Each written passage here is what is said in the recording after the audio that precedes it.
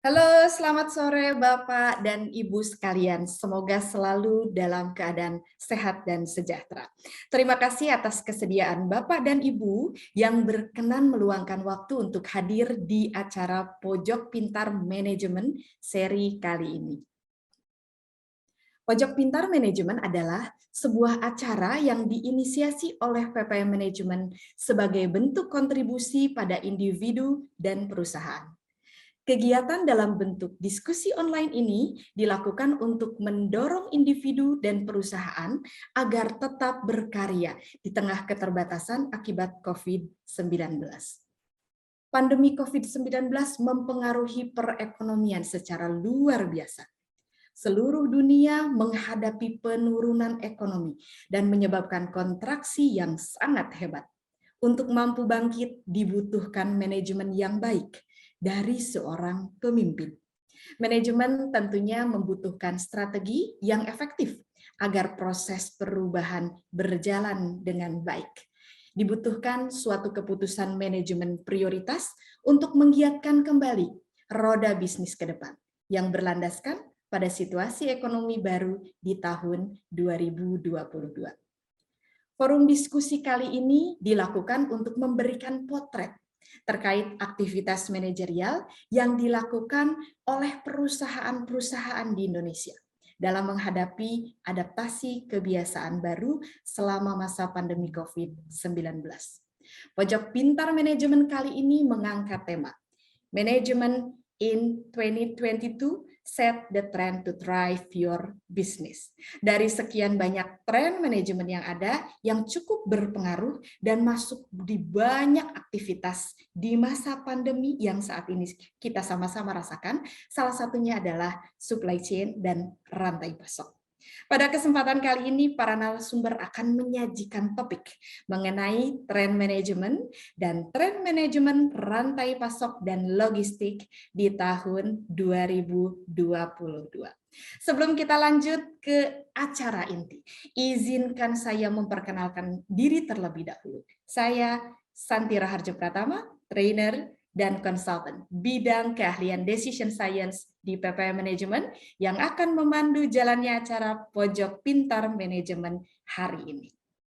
Baik Bapak dan Ibu, sebelum kita masuk ke inti acara, saya juga ingin memperkenalkan terlebih dahulu 7 layanan PPM Manajemen yang mungkin sudah tidak asing lagi bagi Bapak dan Ibu sekalian. PPM Manajemen adalah lembaga yang telah berdiri sejak tahun 1967 yang berfokus untuk selalu memberikan produk dan jasa terbaik melalui solusi manajemen terintegrasi. Layanan yang diberikan oleh PPM Manajemen diantaranya program pengembangan eksekutif, yaitu layanan untuk membangun kemampuan SDM melalui pelatihan terjadwal, yang mungkin lebih Bapak dan Ibu kenal dengan sebutan public training.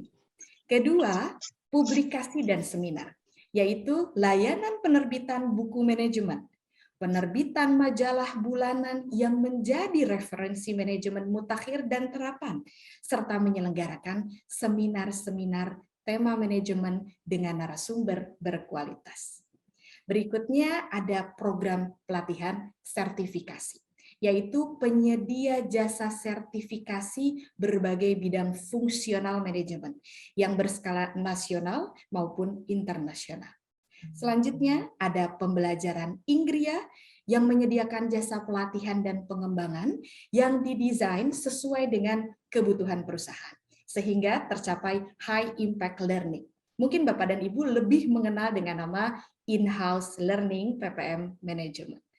Selanjutnya ada asesmen SDM yang memberikan jasa rekrutmen, seleksi, dan asesmen kompetensi. PPM Assessment merupakan salah satu lembaga yang ditunjuk oleh Kementerian BUMN untuk menyelenggarakan uji kelayakan dan kepatutan calon direksi BUMN. Riset dan konsultansi PPM Manajemen hadir untuk memberikan layanan konsultansi manajemen untuk memberikan solusi bagi pertumbuhan organisasi. Kemudian ada solusi teknologi pembelajaran, yaitu unit di PPM Manajemen yang memberikan solusi pembelajaran bagi organisasi yang ingin memanfaatkan teknologi pembelajaran interaktif dan platform pembelajaran yang fleksibel. Dan yang terakhir, ada PPM School of Management, yang merupakan salah satu pelopor sekolah manajemen di Indonesia sejak tahun 1967 dengan program studi Sarjana Manajemen Bisnis, Sarjana Akuntansi Bisnis, dan program studi Magister Manajemen. Bapak Ibu, itulah tadi profil PPM Manajemen. Selanjutnya kita akan masuk nih ke penjelasan aturan main Pojok Pintar Manajemen agar sesi Pojok Pintar Manajemen sore hari ini berjalan lancar. Saya akan membacakan terlebih dahulu aturan yang harus kita sama-sama ikuti demi kelancaran acara. Aturan pertama, sesi pemaparan materi, di mana selama sesi pemaparan materi semua partisipan akan di-mute dan video Bapak dan Ibu akan dimatikan. Selama mengikuti acara ini, partisipan dianjurkan memiliki prinsip positif dan kolaboratif. Aturan kedua, sesi tanya jawab akan dibuka ketika moderator mempersilakan Bapak dan Ibu untuk mengajukan pertanyaan. Setiap sesi nanti akan dibuka untuk 3 orang penanya. Dan di akhir acara akan dipilih 3 penanya terbaik yang akan mendapatkan majalah manajemen atau e-magazine PPM Manajemen. Penanya terbaik nanti akan dihubungi oleh panitia via chat Zoom. Jadi jangan lupa Bapak dan Ibu selalu hadir di setiap paparan materi, kemudian silakan ajukan pertanyaan di sesi tanya jawab. Sesi tanya jawab nanti akan dibuka dengan cara Bapak dan Ibu klik partisipan, lalu klik raise hand pada aplikasi Zoom Bapak dan Ibu. Moderator nanti akan menyebutkan penanya sesuai dengan urutan raise hand. Selanjutnya aturan yang terakhir, yaitu di akhir sesi diharapkan Bapak dan Ibu, para partisipan mengisi feedback untuk perbaikan ke depannya. Materi yang disampaikan oleh para narasumber akan Bapak dan Ibu dapat setelah mengisi feedback. Baiklah Bapak dan Ibu, sampailah kita di inti acara Pojok Pintar Manajemen sore hari ini. Sore ini kami sudah mendatangkan 2 orang pembicara. Siapakah pembicara kita hari ini? Mari kita saksikan bersama dan saya akan terlebih dahulu memperkenalkan kedua pembicara yang akan menjadi narasumber Pojok Pintar Manajemen sore hari ini. Pembicara kita yang pertama adalah Bapak Dr. Riza Arianto. Beliau memperoleh gelar doktor dari program Pascasarjana Universitas Indonesia. Beliau adalah koordinator Center of Innovation and Collaboration atau CIC, Divisi Pusat Kajian PPM Manajemen. Minat dan keahlian beliau di bidang perilaku organisasi, khususnya kepemimpinan dan manajemen pengetahuan, manajemen sumber daya manusia berbasis kompetensi, dan manajemen inovasi kewirausahaan korporat. Beliau juga seorang dosen, trainer, sekaligus konsultan manajemen di berbagai perusahaan BUMN, perusahaan swasta, institusi, dan lembaga. Halo Pak Riza, apa kabar Pak? Alhamdulillah baik, selamat sore Ibu Santi. Selamat Terima sore kasih Pak Riza. Ya. Baik, terima kasih. Apa kabar Bapak Ibu sekalian? Ini izinkan saya juga untuk menyapa senior saya, Pak Dr. Nofrisel. Apa kabar Pak? Assalamualaikum. Waalaikumsalam Pak Terima Iza. kasih. Ya, terima kasih Pak terima Iza kasih. atas sapaan hangat sore hari ini. Oke, baik. Berikutnya saya akan memperkenalkan pembicara yang kedua, yaitu Bapak Dr. Nofrisel. Sama dengan Pak Rizal, beliau juga lulusan dari program doktoral Universitas Indonesia.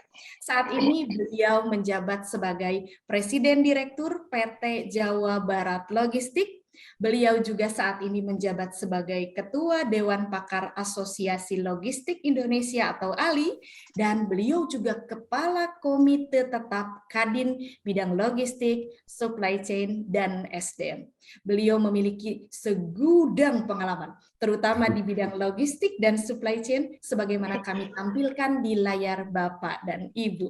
Halo, selamat sore. Apa kabar Pak Nofrisel? Alhamdulillah, selamat sore Bu Santi. Terima kasih banyak nih Bu Santi dan Pak Riza atas kesempatannya sore ini. Terima Baik. kasih. Terima Alhamdulillah. kasih Pak Riza dan Pak Nofrisel. Akhirnya sampailah kita nih pada saat yang paling ditunggu-tunggu oleh para partisipan, yaitu sesi pemaparan materi. Langsung saja saya persilakan kepada narasumber pertama, yaitu Pak Riza, untuk memaparkan materi pertama dengan topik tren manajemen di tahun 2022. Silakan Pak Riza. Terima kasih Ibu Santi. Izin saya untuk memulai, Bapak Ibu sekalian. Selamat sore, semoga kita semua dalam keadaan sehat dan aman ya. Ada di antara berita-berita dengan meningkatnya lagi COVID ya, moga-moga semuanya lancar-lancar saja. Baik, Bapak Ibu sekalian, seperti yang tadi disampaikan oleh moderator, saya diberikan kesempatan untuk bisa menjelaskan dulu di presentasi pertama, sebelum nanti akan bisa Bapak dilanjutkan oleh Bapak Nofrisel. Izin ya Pak Nofrisel, saya mulai dulu. Jadi seperti yang disampaikan di judul dari webinar kita di Pojok Pintar Manajemen hari ini, kita akan membahas tentang bagaimana sih manajemen di 2022 seperti itu ya. Jadi ini akan dibahas seperti tahun yang lalu di 2021 kami melakukan semacam riset, baik itu riset secara kuantitatif maupun kualitatif. Tahun ini kebetulan riset yang dilakukan adalah menggunakan riset kualitatif di tahun 2021, yang kemudian sekarang ini sebagian akan saya jelaskan gitu ya, secara singkat mengingat dari waktu. Saya menyampaikan judulnya adalah disebut sebagai tahun konsolidasi organisasi. Kenapa itu dimasukkan dalam konsolidasi, nanti akan saya jelaskan lebih lanjut. Saya akan mulai presentasi saya dari perkembangan perekonomian Indonesia. Ini sekilas saja, karena saya yakin Bapak Ibu sekalian sudah banyak sekali mengikuti webinar ya, melihat di koran, di media, dan sebagainya terkait dengan perkembangan ekonomi yang ada dan prediksi di tahun 2022. Jadi saya hanya merangkum saja beberapa, dan saya ambil dari mitra kami di Indef, kemudian juga dari hasil riset di Fortune Indonesia di tahun 2022. Jadi pada intinya menjelaskan bahwa alhamdulillah gitu ya, Indonesia saat ini pertumbuhan ekonominya di tahun 2022 dianggap berada pada jalur pemulihan yang sesuai dengan harapan gitu ya, rencana gitu ya. Jadi melanjutkan tren positif di 2021. Nah, perhitungan dari proyeksi pertumbuhan ekonomi itu beragam, tapi kalau saya hitung ya dari berbagai macam sumber, baik itu dari Indef, kemudian juga ada dari Bank Indonesia, IMF dan sebagainya, IMF dan sebagainya, itu range-nya antara 4,3 sampai dengan 5,5%. Nah, targetnya sendiri perkiraan adalah sekitar 5,2%, kalau tidak salah ya. Jadi moga-moga. Nah, ini prediksi ya, proyeksi kita seperti ini. Melihat dari apa yang ada di dalam berdasar perhitungan itu yang disampaikan oleh banyak pengamat ekonomi dan juga institusi-institusi. Yang menarik adalah bahwa ini ada prasyaratnya nih gitu ya, bahwa tahun ini akan terjadi akselerasi ekonomi, tapi ada beberapa syaratnya. Beberapa, yang pertama adalah tadi, andai kata penanganan COVID-nya berjalan dengan baik, kebijakan moneternya juga mampu memitigasi dan mengantisipasi dari lonjakan-lonjakan situasi yang dinamis dari segi sektor keuangan. Nah, saya mau narik yang satu yang menarik di sini. Dikatakan bahwa proyek ini insya Allah akan bisa tercapai kalau misalnya saja gitu ya, terjadi pertumbuhan pada sektor motor pertumbuhan itu sendiri di industri. Dengan kata lain, yang mau dijelaskan adalah bahwa apa yang akan diharapkan menjadi proyeksi pertumbuhan ini akan bisa terrealisasi kalau misalnya perusahaan-perusahaan di Indonesia atau organisasi Indonesia itu bisa bertumbuh dengan baik. Nah, saya mencoba untuk melakukan kilas balik terkait dengan apa sih yang menjadi hasil riset. Jadi kalau misalnya Bapak Ibu sekalian sempat mengikuti di tahun 2021 yang lalu, kami melakukan penelitian untuk mendapatkan beberapa hasil. Jadi waktu itu kami tanyakan pada banyak organisasi kesiapan menghadapi COVID dan apa yang perlu dilakukan oleh mereka untuk bisa tetap survive atau bisa bertumbuh gitu ya. Itu di tahun 2021 kami laporkan bahwa ada beberapa aktivitas yang dilakukan gitu ya, termasuk di 10 hal ini yang menjadi ringkasannya ya, dari mulai bahwa mereka mengantisipasi, perusahaan-perusahaan itu mengantisipasi dengan perubahan strategi bisnis dan manajemen perubahan. Kemudian juga ada proses yang terkait dengan operasional supaya lebih melakukan perubahan di proses operasional supaya lebih efektif.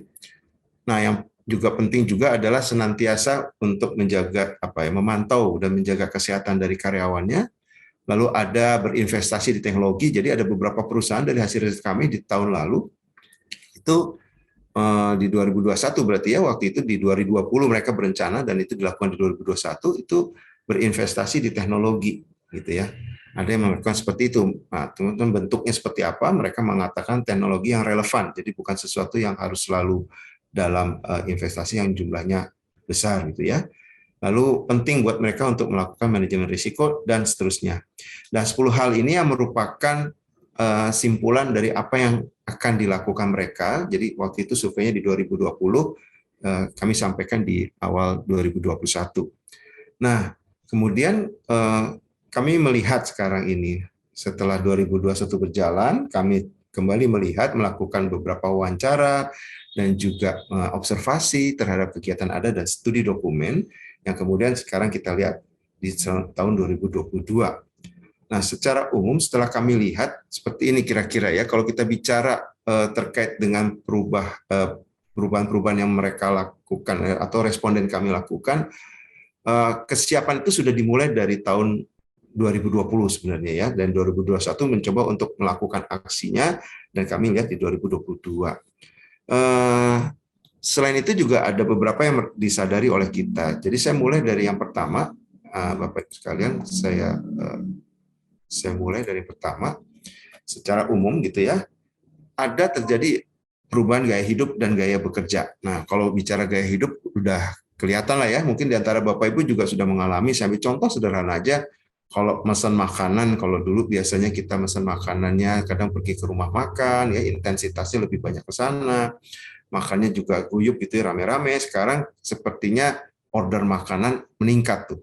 Dari hasil saya baca di media, jumlah transaksi yang terjadi untuk pemesanan makanan meningkat gitu ya, sehingga beberapa organisasi yang terkait dengan itu ya, seperti misalnya GoFood dan sebagainya, itu juga mendapatkan semacam manfaat dari sana gitu ya. Nah, saya mau mengarah di gaya bekerjanya.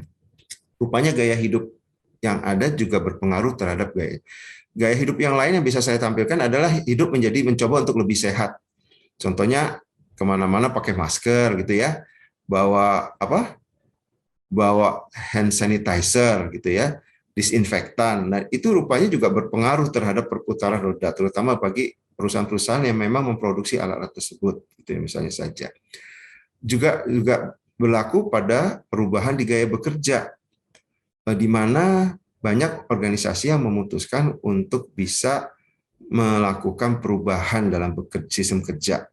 Masuklah di situ apa yang kita kenal sebagai working from home. Jadi waktu itu selaras dengan penetapan dari pembatasan untuk melakukan mobilisasi ya dan sebagainya gitu kan. Gaya bekerja itu yang berjalan di mana kita mulai pindah bekerja di rumah rata-rata untuk 1-2 hari, kemudian kalau kayak di PPM sendiri awal ada WFH-nya sempat full, kemudian diminta untuk minimum sekali ke kantor, minimum 2 kali ke kantor dan sebagainya. Kalau sekarang kayaknya udah berubah lagi karena pengaturan kerjanya dilakukan secara rutin, dianalisis mingguan. Jadi minggu ini kayak gini. Jadi melihat situasi dan kondisi yang ada baik secara eksternal, secara nasional terkait dengan peningkatan jumlah orang yang terpapar, dan internal dilihat dari sisi keamanan untuk bekerja di kantor kami, misalnya seperti itu. Tapi intinya adalah dengan adanya perubahan gaya bekerja tersebut, sekarang ini orang sudah mulai terbiasa untuk bisa bekerja dari rumah, terbiasa juga untuk bekerja nyambi di rumah. Ada yang mengatakan kaum rebahan gitu ya, Bapak Ibu mungkin pernah mendengar gitu, kaum rebahan gitu ya. Jadi ya kerjanya tetap ada, bekerjanya ada gitu ya. Kalau misalnya meeting ya tetap ada ya, terus tapi kita nggak tahu posisinya apakah misalnya saja sambil duduk atau tiduran, apalagi kalau off kamera gitu ya. Ada satu cerita menarik di mana di perusahaan asing, salah satu perusahaan asing di luar itu minta gitu ya, CEO-nya minta tolong datang ke kantor, gunakan gitu ya pakaian yang selama ini dipakai waktu kerja dan meeting gitu ya. Terus dipotret bareng tuh, ada kayaknya fotonya juga agak viral juga ya. Jadi rata-rata ada yang pakai jas rapi tapi bawahnya celana boxer gitu ya. Ada yang pakainya sendal sendal slipper itu ya, sendal tidur yang gambar kelinci gitu ya dan sebagainya. Itu kan mengubah pola kerja ya. Ada terjadi campur. Kalau dulu kita bicara work-life balance, sekarang kayaknya udah work-life blended ya, antara kerja sama pekerjaan di luar pekerjaan di luar kerja ya, ngurus anak, ngurus tanaman gitu ya, mungkin ngurus mobil, itu udah nyampur waktunya. Kerja tidak lagi bisa ditentukan antara jam 8 sampai dengan jam 5 sore misalnya seperti itu. Nah, itu adalah perubahan gaya kerja yang rupanya itu menjadi melembaga terbiasa di tahun 2021 gitu. Nah, itu ada dampak yang nanti akan saya bahas. Dan perubahan gaya hidup dan kerja itu rupanya berpengaruh terhadap akselerasi digitalisasi di berbagai lini kegiatan.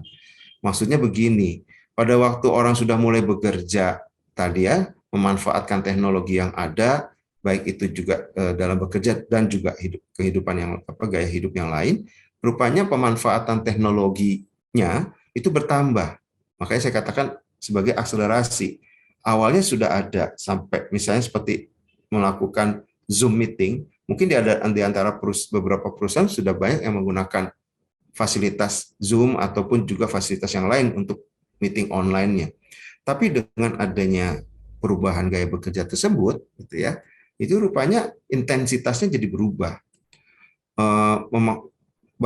Banyak kemudian pemanfaatan teknologi yang dilakukan, dan jadi tidak hanya sekadar untuk jalur meeting komunikasinya, tapi juga misalnya saja untuk misalnya membuat rapat bersama, memanfaatkan cloud sebagai tukar menukar informasi dan sebagainya, yang membuat mereka lebih terbiasa lagi untuk bisa bekerja dari rumah. Nah, di satu sisi perubahan besar tersebut juga berpengaruh karena ada tuntutan untuk bekerja dari rumah, memanfaatkan teknologi, maka tuntutan untuk kompetensinya juga berubah. Saat ini orang tidak hanya dituntut untuk bisa terampil dalam pekerjaan teknisnya, tapi juga bisa terampil dalam pekerjaan dalam kompetensi-kompetensi yang berkaitan dengan teknologi dan self control. Maksudnya bagaimana mereka secara mandiri untuk bisa bekerja gitu ya, bagaimana mereka bisa misalnya saja punya konsistensi dan komitmen untuk bekerja tanpa dimonitor atau diawasi oleh organisasinya. Jadi kompetensi-kompetensi yang muncul seperti kompetensi integrity, ya, kompetensi yang berkait dengan self control, emotion control dan sebagainya itu berkembang. Bagaimana mereka bikin prioritas gitu ya. Jadi antara nonton drakor, kerja, sama misalnya saja ngasuh anak misalnya gitu ya, atau ngurus belanjaan, atau yang paling sering juga katanya kalau saya wawancara kemarin sempat di satu fokus group discussion ini frekuensi. Nanti mungkin ada kaitannya juga nanti dengan logistik nih ya. Frekuensi ambil paket itu kayaknya tinggi banget tuh sekarang ini ya, karena itu tadi ya berubah gaya hidup, paketnya banyak bermunculan gitu ya, yang mengubah juga nanti perusahaan-perusahaan yang terkait dengan logistik misalnya seperti itu, perusahaan-perusahaan yang terkait dengan ekspedisi dan sebagainya, jasa untuk itu paket. Nanti akan dibahas lebih lanjut itu. Nah, tak kalah menariknya rupanya Bapak Ibu sekalian, sebelum terjadi pandemi ada satu perubahan besar yang rupanya membuat akselerasi ketiga perubahan yang di awal saya sampaikan itu juga bergerak dengan cepat, yaitu pertumbuhan tenaga kerja produktif yang didominasi oleh generasi millennials dan generasi Z. Jadi Bapak Ibu sekalian, dari hasil perhitungan Badan Pusat Statistik, saat ini Indonesia sedang masuk dalam kondisi yang mengarah ke apa yang disebut sebagai bonus demografi. Jadi jumlah tenaga kerja produktif di Indonesia itu lebih besar dibandingkan jumlah tenaga kerja yang non produktifnya. Jadi kalau misalnya dihitung, ini saya catat, itu jumlah saat ini jumlah tenaga kerja produktifnya itu adalah di 2021 itu mencapai sekitar 64-65% dari total penduduk, di mana dari 64% itu kalau dihitung 50%, 50,5% dari 64% itu diisi adalah generasi milenial dan generasi Z. Di mana Bapak Ibu sendiri mungkin sudah memahami dan juga pernah dapat mungkin di banyak seminar gitu ya, mempelajari bahwa generasi ini punya karakteristik khusus gitu ya, terutama kalau bicara terkait dengan penggunaan teknologi. Sehingga kalau kita kaitkan itu di dalam pekerjaan, apa yang menjadi perubahan ini, di mana yang awalnya perusahaan juga sudah mengkondisikan seperti itu dan sekarang mereka sudah terbiasa, itu membuat ada di beberapa institusi bisa saya katakan seperti sesuatu yang membudaya. Nah, ini yang kemudian menjadi isu pada saat sekarang ini, kalau saya kaitkan dengan slide pertama, sudah terjadi tuntutan untuk menggali atau mendorong atau memutar kembali roda-roda perekonomian sekaligus menjadi motor pertumbuhan di organisasi atau perusahaan kita. Banyak organisasi yang sekarang sudah mulai meminta karyawannya untuk kembali ke kantor untuk WFO. Banyak kemudian juga yang organisasi yang meminta untuk menggunakan teknologi-teknologi pemberdayanya untuk bisa digunakan oleh karyawan misalnya. Nah, hal-hal itulah yang kemudian kami coba pantau, kami coba lihat gimana ya saat ini trennya seperti apa sih yang terjadi di beberapa organisasi seperti itu, gitu ya. Yang menarik misalnya saja ambil contoh di Indonesia sendiri belum sempat sedikit ada saya tanyakan beberapa rekan, saya coba survei kecil-kecilan, kalau organisasimu mau minta Anda balik ke kantor, mau nggak ya? Jawabannya banyaknya yang, enggak lah, kita udah enak gini gitu ya. Di Amerika sendiri, menurut Harvard Business Review di tahun 2021 kemarin, setelah ditanyakan, itu ada sekitar hampir 40 sampai dengan 45% untuk memutuskan kalau misalnya perusahaannya minta saya untuk kembali ke kantor, maka mendingan saya resign aja deh, kita cari perusahaan yang lebih nyaman untuk bisa kerja. Nah, itu Bapak Ibu sekalian, kalau dilihat, itu adalah efek dari setahun yang kemarin itu, Pak. Jadi kita yang mencoba untuk mengkondisikan supaya tadi ya, tidak banyak yang terpapar penyakit, kerjaan tetap jalan dan sebagainya dengan menginvest teknologi, rupanya itu menjadi sesuatu yang terbiasa, dan itu berpengaruh dalam pekerjaan dan juga kehidupan. Sehingga organisasi saat ini berpikir, kalau misalnya kita mau, kalau misalnya kita sekarang mau kembali mengeskalasi kegiatan kita, misalnya nih, apakah kita perlu ya tetap WFH atau kita tetap jadi WFO gitu ya? Atau kalau jobnya kami, Bapak Ibu sekalian, bilang gini, sekarang ini di Indonesia ini ada 3 kelompok. Ada kelompok yang WFO, working from the office, ada kelompok WFH, working from the home, ada kelompok OTW. OTW itu maksudnya gini, Bapak Ibu, kalau lihat di LinkedIn, salah satu aplikasi, mungkin Bapak Ibu iseng aja coba search gitu ya, teman-teman Bapak Ibu gitu. Nanti bisa aja ada yang pakai lingkaran hijau ya, tulisannya open to work, karena mereka merasa tadi ya, selain karena mungkin mencari hal yang lebih baik, nanti yang akan saya lihat di purpose-nya juga berkaitan dengan masalah gaya kerja kalau menurut hasil penelitian. Nah, apa yang merubah itu kalau kita lihat dengan kondisi yang sekarang terjadi? Pertama, secara emosional gitu ya, mereka itu bekerja sekarang ini secara emosional itu terkait. Kita ini sekarang sudah terbiasa untuk bekerja di rumah. Jadi kita harus mengulang kembali, melakukan pembelajaran kembali kalau kita harus sekarang banyak kembali ke kantor dengan penyesuaian yang ada, misalnya menggunakan masker dan sebagainya. Nah, itu tentunya akan butuh effort juga buat organisasi. Nanti kita lihat trennya seperti apa nanti ke depan. Kemudian juga aspek kalau misalnya organisasinya sudah memutuskan untuk tetap menjalankan banyaknya dengan kegiatan jarak jauh, maka yang problem kedua adalah gimana caranya untuk memastikan bahwa kinerja yang berjalan sesuai dengan harapan atau tuntutan dari organisasi.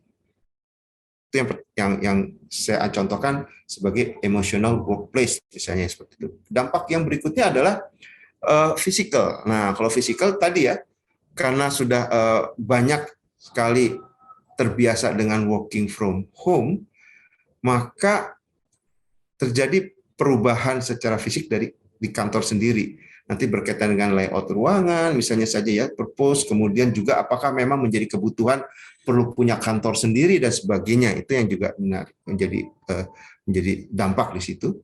Dampak ketiga, ya ini secara cepat saja, mungkin nanti bisa dalam tanya jawab kita lebih detailkan, itu adalah dampak berkaitan dengan teknologi.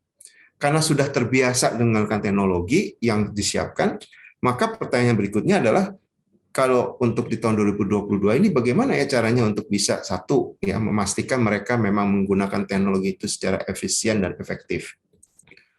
Kedua, memastikan bahwa saat ini yang namanya akselerasi teknologi itu sudah berjalan dengan baik, maka apa yang kita bisa lakukan, pilihan teknologi apa yang bisa kita terapkan di organisasi supaya tadi kita bisa bersaing misalnya. Nah, yang terakhir, purposeful workplace. Nah, ini kaitannya sama yang tadi nih Bapak Ibu, generasi. Nah, saya mau cerita kalau yang generasi nih ya Bapak Ibu sekalian. Yang ya 5 menit. 5 menit lagi. 5 menit, oke. Saya masih 1 slide lagi. Jadi generasi-generasi yang saya katakan milenial itu dari hasil diskusi kami di fokus stress dan sebagainya, rupanya adalah generasi yang sekarang ini disebut juga sebagai generasi purposeful. Purposeful adalah mereka bekerja dilihat pada purpose mereka sendiri. Jadi kita nggak bicara lagi loyalty, kita nggak bicara lagi gaji. Terlepas kalau misalnya gaji itu yang menjadi purpose mereka. Intinya adalah gimana caranya mereka bisa fulfill purpose-nya dari generasi milenial. Jangan nggak heran Pak, kalau misalnya ada kok sekarang banyak sih karyawan-karyawan kita yang kayaknya cepat-cepat pindah gitu ya. Ya karena mereka sudah memfulfill atau memenuhi purpose mereka di tempat kerja sekarang, sehingga mereka mencari tempat lain yang bisa juga memenuhi atau dual. Nah, itu yang tadi kebayang kalau misalnya saja purpose mereka adalah menikmati kerja sambil bisa mengontrol diri sendiri, seperti yang jadi karakter mereka, kemudian tiba-tiba harus kembali ke kantor. Nah, itu kan menjadi sesuatu tantangan sendiri buat organisasi ya.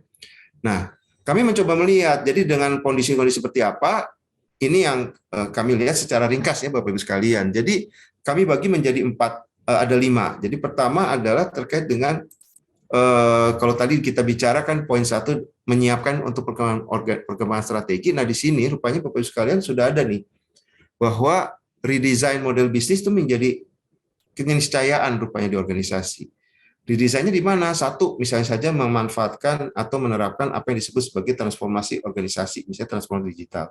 Ada organisasi yang kemudian karena misalnya saja suppliernya atau juga konsumen juga menuntut mereka untuk menggunakan digitalisasi, maka mereka juga mau tidak mau mengubah model bisnisnya. Tapi ada catatan, mereka mengharapkan organisasi itu bertransformasi dengan tetap mengindahkan efisiensi budaya. Kemudian bicara untuk tetap bersaing, ya ada inovasi, tapi sifatnya lebih ke yang incremental. Jadi yang tidak sifatnya yang jangka panjang, tapi yang bertahap, pelan-pelan, kecil-kecil ada.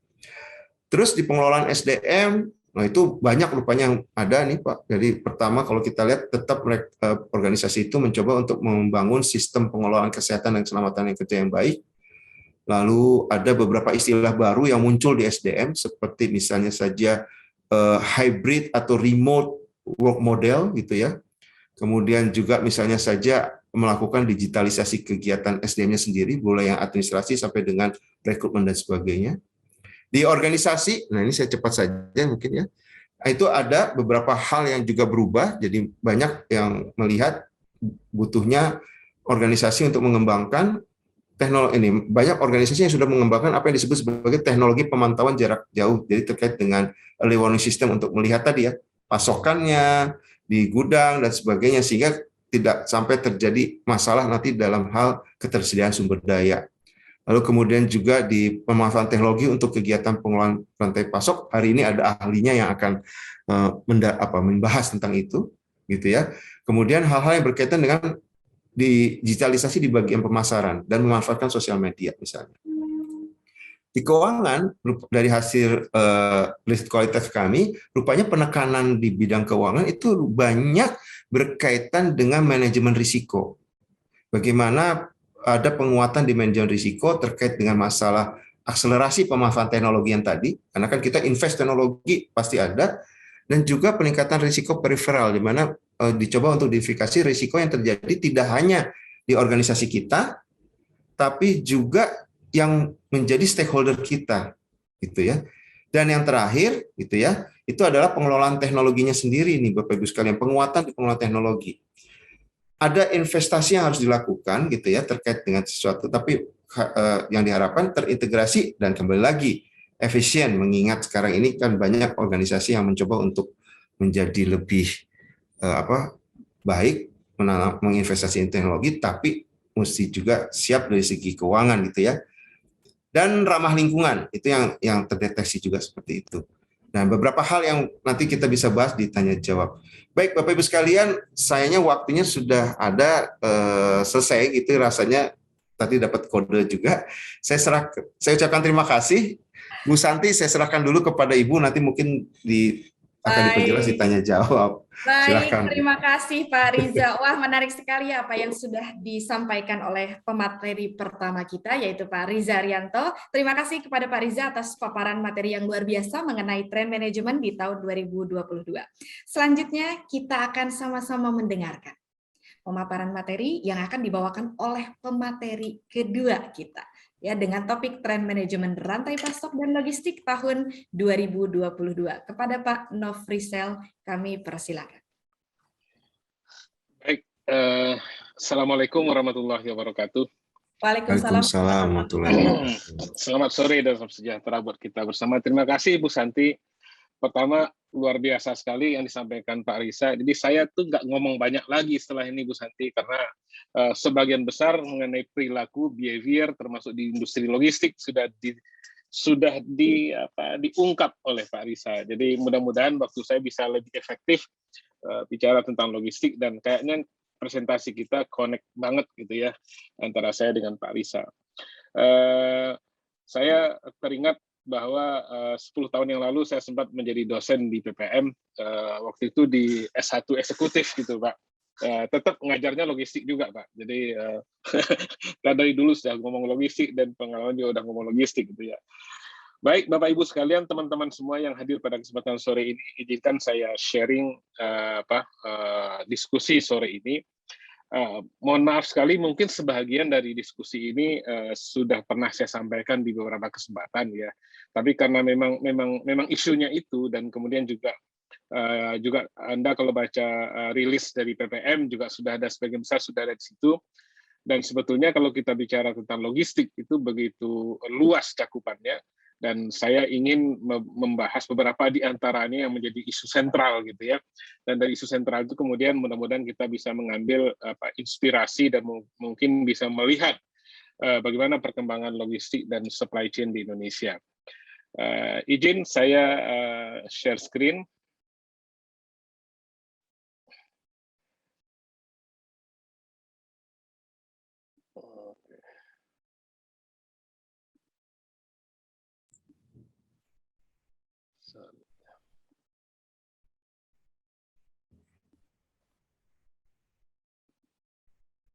Sudah cukup jelas Bapak Ibu? Sudah Pak, sudah terlihat jelas. Baik, slide ini saya bikin cukup banyak Bapak Ibu sekalian, memang sengaja untuk menjadi referensi buat kita bersama-sama, dan mungkin tidak bisa saya sampaikan dalam waktu 25 menit Bu Santi ya.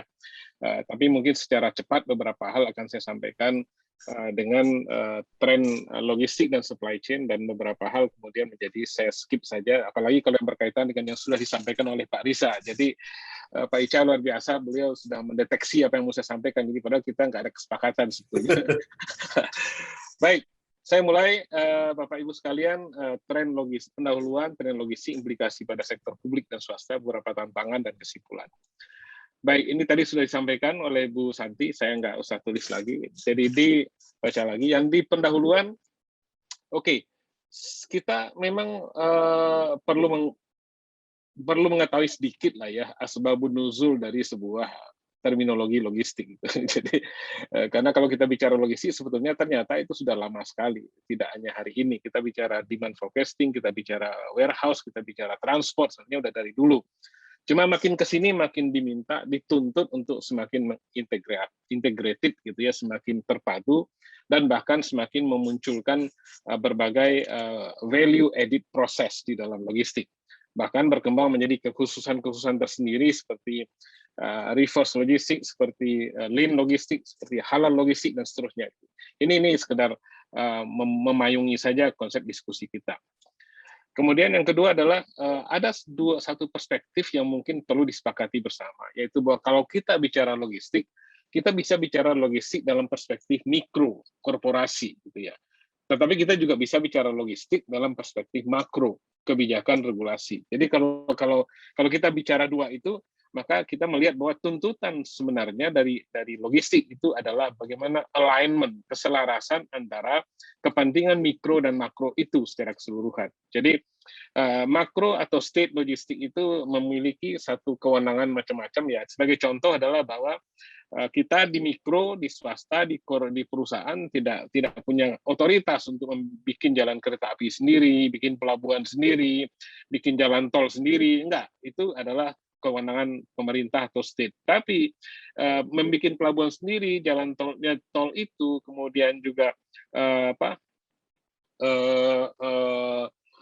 jalan kereta api, semua sangat berimpact kepada logistik. Ini oleh karena itu maka alignment antara keduanya mesti harus terus dijalankan.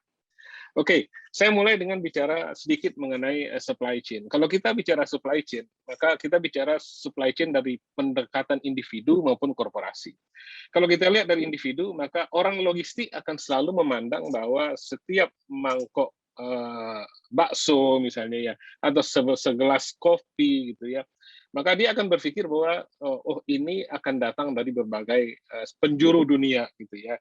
Kalau kita bicara tentang kopi, maka kita lihat bahwa bagaimana koneksinya antara mungkin petani di Kolombia dengan peternakan atau mungkin processing di Indonesia dan sebagainya. Begitu juga dengan produk-produk yang lain. Kalau kita bicara satu mangkok bakso, maka kita akan berpikir nih dagingnya dari mana, mie-nya dari mana dan sebagainya. Jadi cara berpikir orang supply chain mesti begitu gitu. Itu kira-kira.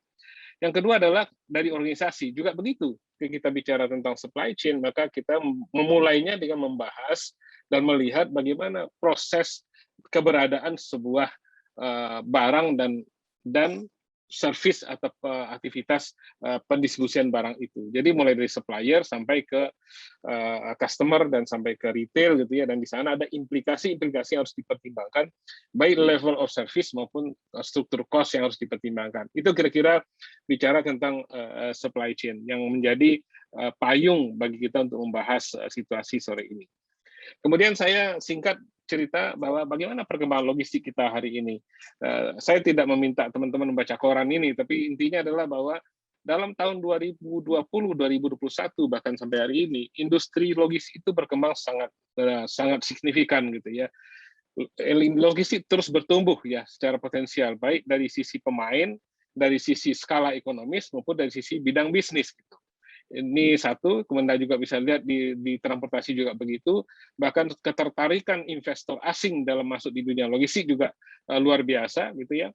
Begitu juga dari sisi global, kita melihat bagaimana Asia oleh McKinsey dikatakan sebagai the highway of value for global logistik.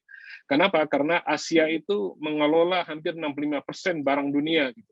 Dan kalau Asia itu kita bagi lagi ke dalam, itu ada Cina, ASEAN, dan mungkin barangkali sisanya gitu. Nah, kalau di ASEAN itu adalah Indonesia sebetulnya yang jadi pembesarnya gitu ya. Jadi oleh karena itu maka begitu banyak perusahaan-perusahaan besar dunia dan perusahaan-perusahaan yang masuk di bisnis logistik maupun di kaitannya dengan trading dan sebagainya untuk mendorong terciptanya proses logistik global gitu. Nah, walaupun demikian, saya juga mencatat ada satu catatan Kompas tahun 2005. Jadi sudah berapa tuh?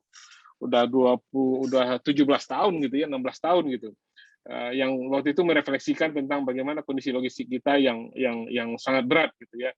Ini sebuah refleksi saja. Jadi mungkin hari ini, kenapa ini saya sampaikan? Karena hari ini sebagian juga masih ada. Gitu. Jadi bagaimana kondisi-kondisi di lapangan, kondisi-kondisi manipulasi, kondisi-kondisi yang overlapping regulasinya dan sebagainya itu masih ada. Oke. Tapi sungguh pun demikian, pasar logistik tetap bertumbuh dan berkembang. Jadi di hasil sebuah riset dari Ken itu menunjukkan bagaimana perkembangan dari industri logistik kita sampai tahun 2024 yang terus meningkat, ya, bahkan 2024 bisa mencapai 300,3 miliar US dollar gitu, angka yang tidak kecil sebetulnya. Nah, kalau kita lihat di Indonesia, challenge kita adalah bahwa kita berada di Indonesia dengan 17.000 pulau, 34 provinsi yang sebenarnya sangat berimplikasi kepada sebuah skala ekonomis logistik yang besar gitu. Jadi karena itu maka kita melihat bahwa memang kondisi kita sangat unik dan spesifik gitu ya, sehingga kita melihat ada kondisi di mana isu-isu tentang ketidakseimbangan barang, isu-isu tentang biaya logistik gitu ya, itu akan menjadi satu hal yang selalu menjadi perhatian publik dan kita semua, dan pelan-pelan ini pemerintah dan kita semua juga berusaha untuk mencoba menyelesaikan atau memperbaikinya. Oke, itu kira-kira sebagai pendahuluan. Kemudian untuk tren logistik dan supply chain hari ini, saya melihatnya beberapa Bapak Ibu sekalian, yang paling hot issue sebetulnya ada kelangkaan kontainer atau container shortage gitu ya, ada digitalisasi, ada recovery COVID-19, ada kompetensi dan sertifikasi SDM, ada green logistik yang implikasinya macam-macam, ada reverse, ada halal dan sebagainya gitu ya. Nah, hari ini karena keterbatasan waktu, saya izin membahas hanya digitalisasi, recovery COVID-19 dan kompetensi dan sertifikasi SDM. Yang lain mungkin silakan kalau mau ditanyakan kita bisa diskusikan. Oke, saya mulai dengan digitalisasi. Bapak Ibu sekalian, industri 4.0 itu menyatakan bahwa kita adalah industri di mana sangat dipengaruhi oleh teknologi cyber, dan kemudian apa yang disampaikan tadi oleh Pak Risa juga demikian gitu. Kita mulai menggunakan implementasi sistem robotik, kemudian memanfaatkan internet dan serta artificial intelligence gitu. Itu yang rekomendasi dari sebuah apa yang harus kita tempuh di dalam industri 4.0 yang sudah diluncurkan sejak tahun 2015 gitu.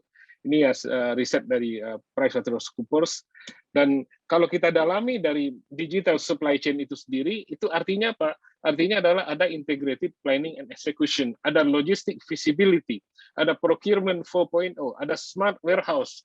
Jadi bukan hanya warehouse, tapi sebenarnya sekarang itu terminologi smart itu macam-macam. Smart port, smart warehouse, smart tracking, dan sebagainya gitu. Jadi artinya apa? Itu memperlihatkan bahwa dari bisnis pragmatis, maka aktivitas yang terkait dengan dukungan digital itu akan menjadi sangat luar biasa pengaruhnya. Oleh karena itu, maka di sektor logistik, solusi digital itu akan memberikan semacam bagaimana kita bisa menciptakan suatu kemampuan untuk mendistribusikan aktivitas barang yang lebih mudah, lebih hebat, lebih efisien, dan lebih efektif gitu ya, di mana kita bisa membantu menggunakan teknologi itu, terbantu untuk saving cost, terbantu untuk mempercepat dan memperingkas birokrasi proses, dan bahkan semakin kuat kita bisa melakukan tracking system untuk kargo ataupun lokasi. Itu yang terkait dengan digitalisasi. Sehingga kemudian kalau kemudian salah satu isu besar misalnya hari ini di blockchain in supply chain, maka kita melihat bahwa kita sekarang semakin terkoneksi dan semakin integrated gitu, semua stakeholders di dalam aktivitas logistik yang mungkin dalam terminologi lain disebut sebagai ekosistem, atau misalnya mungkin sekarang juga ada terminologi yang terkait dengan itu, misalnya ya itu adalah impact dari sebuah penerapan teknologi dalam hal ini digitalisasi. Oke, kemudian saya masuk ke COVID-19. Dari apa yang kita lakukan di Asosiasi Logistik Indonesia, kita mendeteksi dan mengidentifikasi bahwa di sekitar tahun 2020-2021 itu dampak-dampak besar dari COVID-19, mungkin hari ini sudah ada pergeseran gitu ya. Tapi kita melihat bahwa kalau logistik itu kita bagi dua menjadi bulk-based logistics maupun courier-based logistics, maka bulk-based itu yang terkena cukup signifikan impact-nya, bahkan pada waktu itu sampai mencapai turun 50%, karena customer-nya adalah B2B atau G2G. Sementara untuk kurir based logistik itu ada kecenderungan meningkat sampai 30%. Jadi seperti disampaikan Pak Risa tadi, orang retail sekarang semakin berkembang, masyarakat semakin berubah behavior dia, dan kemudian belanja menjadi sangat bergantung kepada aktivitas logistik gitu ya, karena barang itu sampai hari ini tetap harus dikirim secara fisik. Jadi secanggih apapun teknologi kita, sementara hari ini belum bisa mendigitalisasi barang gitu ya, Bapak Ibu sekalian, sehingga kalau sudah bisa hidup di zaman Star Trek gitu, mungkin kita jadi logistik jadi mati gitu, karena dengan gerakan sebentar saja barangnya hilang dan sampai di Surabaya gitu. Jadi sementara karena masih fisik, maka itu menjadi sesuatu yang signifikan pengaruhnya akibat digitalisasi. Mudah-mudahan akibat COVID maksud saya. Mudah-mudahan begitu juga dengan slowdown, penurunan atau reschedule atau bahkan postpone atau bukan pembatalan dari produksi industri, mudah-mudahan akan terus kembali recovery sehingga kemudian logistik kembali meningkat. Yang ketiga adalah mengenai impact berikutnya dari impact dari COVID ini, saya menyinggung saja apa yang disampaikan oleh Pak Yuswo Hadi dalam satu catatan beliau gitu ya, yang mungkin sebenarnya tidak berbeda jauh dengan apa yang disampaikan oleh Pak Risa tadi. Jadi ada perubahan-perubahan yang mendasar lah, baik perubahan dari sisi daya dorong terhadap perubahan itu sendiri. Yang kedua adalah bagaimana behavior masyarakat, kemudian bagaimana kita mungkin harus menjual semacam value proposition yang lebih baik kepada customer gitu ya. Nah, ini tiga hal ini kemudian kalau diurai satu-satu mungkin sama saja dengan apa yang disampaikan oleh Pak Risa. Jadi saya kira saya tidak perlu mengulang kembali karena mirip ya. Jadi perubahan besar itu bisa di bidang teknologi, politik, regulasi, sosial dan sebagainya gitu. Kemudian kalau kita lihat dari industrinya, kemudian sekarang ada kecenderungan industri baru yang harus higienis, yang harus low touch gitu ya, yang harus less crowd gitu, dan harus low mobility gitu, sehingga kemudian memaksa spektrum industri itu menyesuaikan gitu, sehingga kemudian dengan cara seperti itu terjadi perubahan yang cukup signifikan gitu. Dan kalau kita lihat dari sisi the new value proposition itu, maka tadi disampaikan oleh Pak Riza, jadi kita mungkin harus melihat bagaimana sekarang kita mulai peduli, kita mulai care gitu ya terhadap sesama, dan kemudian cara kerja tadi sudah disampaikan oleh Pak Riza, dan kemudian juga aktualisasi atau kebutuhan kita dari sisi kebutuhan teori Maslow misalnya mungkin sedikit bergeser kembali, jadi dari tadinya aktualisasi diri, sekarang mungkin kembali ke dasar, barangkali kita butuh sekarang makan, kesehatan, dan sebagainya. Nah, ini berimplikasi kepada logistik juga. Kalau kita lihat misalnya dari sisi salah satu aspek logistik, yaitu last mile delivery, landscape di tahun 2021, maka kita melihat bahwa last mile delivery service itu kemudian semakin, mungkin banyak bisa dijelaskan di sini, tapi saya mungkin jelaskan satu saja, bahwa industri itu sekarang atau kaitan antara buyer dan seller. Kalau dulu mungkin mereka berkomunikasi melalui distributor, melalui wholesaler, melalui retailer gitu ya, dan segala macam. Sekarang enggak. Sekarang dipangkas intermediary proses itu, sehingga kemudian antara mereka bisa langsung berhubungan, sehingga Bapak Ibu bisa membeli barang dimanapun dan dimanapun barang itu, dan Bapak dimanapun posisinya hari ini dengan langsung kontak dengan sellernya gitu. Jadi itu memberi dampak kepada kekuatan logistik dan sehingga kemudian berpengaruh terhadap global supply chain disruption gitu ya. Itu mungkin yang bisa saya ungkap sedikit tentang hal ini. Oke. Kemudian kalau dari sisi SDM, tadi kita katakan saya mencoba mengambil tiga saja, satu digitalisasi, satu COVID, satu adalah SDM. SDM logistik kita di nasional kita sudah mencoba membangun SKKNI sektor logistik. Sudah ada dan sekarang sudah lebih dari ini. Jadi kemarin ada sekitar 65 unit kompetensi yang sudah diformulasi dan sudah resmi disahkan oleh pemerintah. Dan mungkin sekarang sudah berubah menjadi lebih dari 100 karena bergerak terus. Artinya apa? Artinya ke depan para logistician diharapkan semakin berbasis kompetensi dan mungkin sertifikasi yang sesuai dengan perkembangan logistik hari ini. Nah, apa itu kalau kita bicara kompetensi sebetulnya adalah kombinasi dari antara knowledge, skills, dan attitude. Knowledge kita peroleh melalui edukasi dan kursus gitu ya. Itu kita sekolah itu knowledge lah.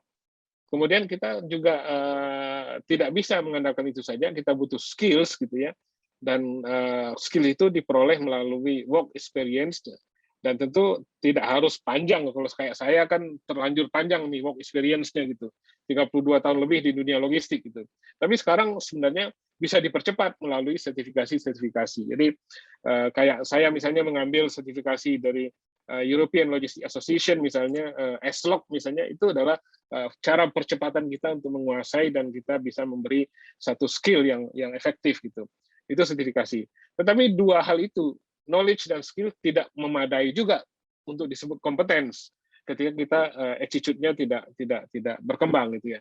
Interpersonal, profesionalisme, integrity itu tidak berjalan, maka itu belum cukup dikatakan kompetens. Oke. Nah, ini yang kemudian di dalam skop nasional sudah kita rumuskan bersama-sama Maret 2021 tentang peta okupasi sektor logistik nasional. Jadi ini tren yang mungkin ke depan akan terus berjalan, karena keberadaan SDM di logistik adalah pilar vital gitu ya. Tidak mungkin logistik tanpa ada orang gitu. Tetapi orang yang seperti apa di sana kemudian perlu persyaratan-persyaratan yang harus kita siapkan sebetulnya di ke depan. Baik, itu kira-kira tren yang saya mau sampaikan. Lalu kemudian implikasinya apa terhadap kita di swasta dan publik. Secara singkat mau saya sampaikan bahwa tren kita ke depan, kalau kita ambil di data Badan Pusat Statistik gitu ya, maka pertumbuhan industri logistik yang diwakili dengan terminologi transportasi dan pergudang itu mencapai 25% di tahun 2021 dan diharapkan akan terus berkembang dan bahkan menjadi pertumbuhan yang tertinggi sebetulnya gitu ya. Dan kalau kita amati dari spasial gerakan-gerakan pendistribusian barang di Indonesia, maka memang Jawa menjadi pemegang dominasi kelompok provinsi yang bergerak mendistribusikan barang atau aktivitas logistik. Jadi kalau kita menguasai Jawa saja itu sudah 57%,92 gitu ya. Belum lagi yang lain. Jadi ini dengan pertumbuhan tadi 25% dan lebih. Jadi ini kemudian menjadi bakal bagi kita untuk melihat logistik secara keseluruhan. Saya tambahkan beberapa hal yang terkait dengan implikasi itu. Pertama adalah pemerintah sudah meluncurkan Perpres atau Inpres nomor 5 tahun 2020 tentang National Logistic Ecosystem. Itu menunjukkan bahwa teknologi menjadi berperan sangat penting di dalam industri logistik dan mudah-mudahan berpengaruh terhadap sampai ke level mikro gitu, sampai ke level korporasi. Dan itu merupakan PR yang sudah lama juga ditunggu-tunggu oleh komunitas logistik nasional. Nah, Frisel, mohon izin mengingatkan waktu tersisa tinggal 5 menit. Siap, oke. Secara singkat saya ingin sampaikan Bapak Ibu sekalian bahwa logistik itu ada proses di first mile, middle mile, dan final mile. Jadi karena itu para pemain logistik pasti akan mempertimbangkan dia mau fokus di mana. Dan logistik tidak ada kalau tidak ada barang. Jadi oleh karena itu dalam berbagai kesempatan platform pun juga dibuat sedemikian rupa sehingga mulai dari hulu sampai ke hilir. Lalu logistik teknologi ekosistem itu akan menjadi semakin berperan sangat penting dengan berbagai atribut maupun dimensinya. Lalu kemudian saya ingin kasih contoh satu saja mengenai e-commerce gitu ya. Bagaimana logistik itu hari ini bekerja. Value chain atau supply chain enhancement juga yang dibangun di e-commerce. Kita melihat bahwa e-commerce itu ternyata sebuah ekosistem gitu ya, tidak sekedar marketplace gitu. Jadi dalam komponen e-commerce, ada payment, ada logistik, ada enablers gitu. Nah, baru kemudian tercipta satu mekanisme sehingga kemudian transaksinya berjalan dengan baik dan sampai diterima customer dengan tepat. Jadi nggak bisa sendiri. Lalu khusus untuk logistik, kita melihat bahwa ada warehouse, ada last mile delivery yang kemudian juga perlu disatukan bersama-sama, sehingga kemudian peran dari penyedia jasa logistik itu akan berada di berbagai aspek dari delivery dan distribusi gitu. Di mana di sana ada penggunaan third party logistik, misalnya juga ada in-house, juga ada SIMD. Jadi artinya apa? Tadi digitalisasi COVID-19 dan kemudian juga kaitannya dengan teknologi gitu ya, dan kemudian kita melihat juga bagaimana perkembangan-perkembangan yang ada, itu sudah memberi pengaruh yang cukup besar dalam new business model di dalam logistik. Ini sebagai contoh saja. Kemudian saya mungkin ambil beberapa contoh sebagai tantangan gitu ya, bagaimana kita masih punya PR di bidang ekspor import logistik sistem, kemudian perlu membangun domestic logistik sistem dan seterusnya gitu sampai ke bawah di sisi makro. Kemudian di sisi mikro juga kita perlu berkembang terus tentang e-commerce logistik, smart logistik, green logistik, blockchain dan sebagainya, yang semua sangat based on digitalisasi, sangat butuh dukungan orang atau kompetensi SDM, dan sangat butuh sistem yang semakin berkembang dengan lebih efektif. Dan kemudian kita melihat bahwa key success faktornya itu adalah adanya beberapa hal, SDM, network, teknologi, partnership, dan sebagainya, yang itu sangat menjadi bagian dari key success faktor logistik. Dan sharing ekonomi seperti disampaikan tadi oleh Pak Riza juga menjadi bagian dari logistik, sehingga kemudian dengan satu sharing itu kita bisa menghimpun sumber kargo, pengelola angkutan, pengguna jasa, komplek gudang, dan sebagainya. Oke, mungkin itu barangkali saya singkat saja. Ini sebagian informasi saja mengenai halal logistik, bagaimana perkembangan kita, lalu kemudian humanitarian supply chain elements yang juga sangat penting karena Indonesia adalah negara yang rawan bencana dan gempa bumi. Kita juga butuh hal khusus mengenai ini. Saya kebetulan juga salah seorang staf ahli di BNPB gitu ya mengenai ini. Lalu kemudian yang terakhir adalah mengenai training. Training itu menjadi penting di logistik karena perubahan-perubahan yang sangat besar itu memerlukan adaptasi, dan yang beradaptasi itu kan bukan mesin, yang beradaptasi itu adalah orang dan sistem manajemen. Jadi seperti yang disampaikan oleh Farisa, karena itu kita perlu membangun satu kebiasaan untuk melakukan adaptasi dan training secara terus-menerus. Kesimpulan yang bisa saya sampaikan adalah perlu inisiatif-inisiatif yang dikembangkan dalam pengembangan sektor logistik yang merupakan kombinasi antara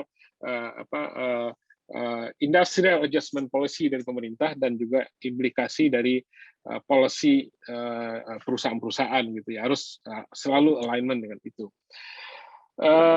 Bagaimana kita bertarung di era supply chain? Sebenarnya sederhana saja. Era supply chain butuh adding customer value dan cost reduction. Jadi barang bagus tapi murah gitu.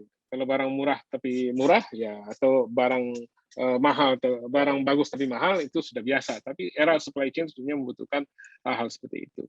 Dan terakhir kita butuh kombinasi antara explicit dan tacit knowledge yang harus terus berkembang, karena bagaimanapun pengalaman bertahun-tahun mengelola bidang logistik juga adalah sebuah pengalaman yang sangat berharga. Tapi kita tahu dengan perubahan-perubahan yang tadi yang terjadi, baik yang saya sampaikan tadi maupun disampaikan oleh Pak Riza, maka kita memang tidak mungkin mengandalkan tacit saja. Kita butuh explicit knowledge, kita butuh pengetahuan-pengetahuan baru, perusahaan-perusahaan harus bisa beradaptasi dengan baik, sehingga kemudian bisa mengembangkan bisnis yang lebih relevan, lebih produktif, lebih profitable, dan lebih efisien di masa yang akan datang.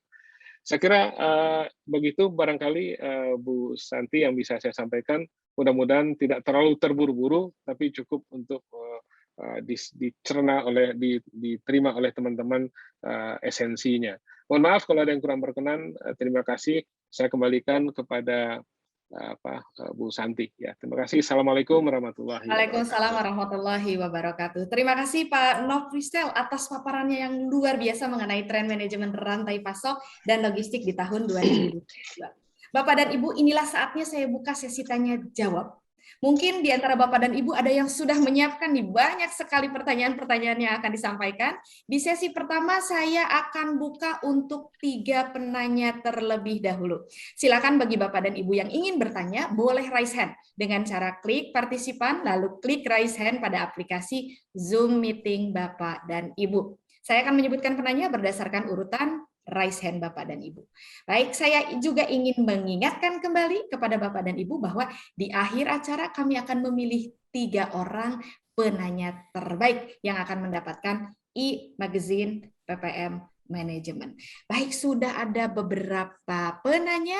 Silakan penanya pertama Pak Aris yang sudah raise hand terlebih dahulu. Kepada Pak Aris, kami persilakan untuk mengajukan pertanyaan. Bapak host mohon bantuan untuk unmute audio dan menyalakan video dari penanya pertama. Silakan Terima kasih Bu Santi.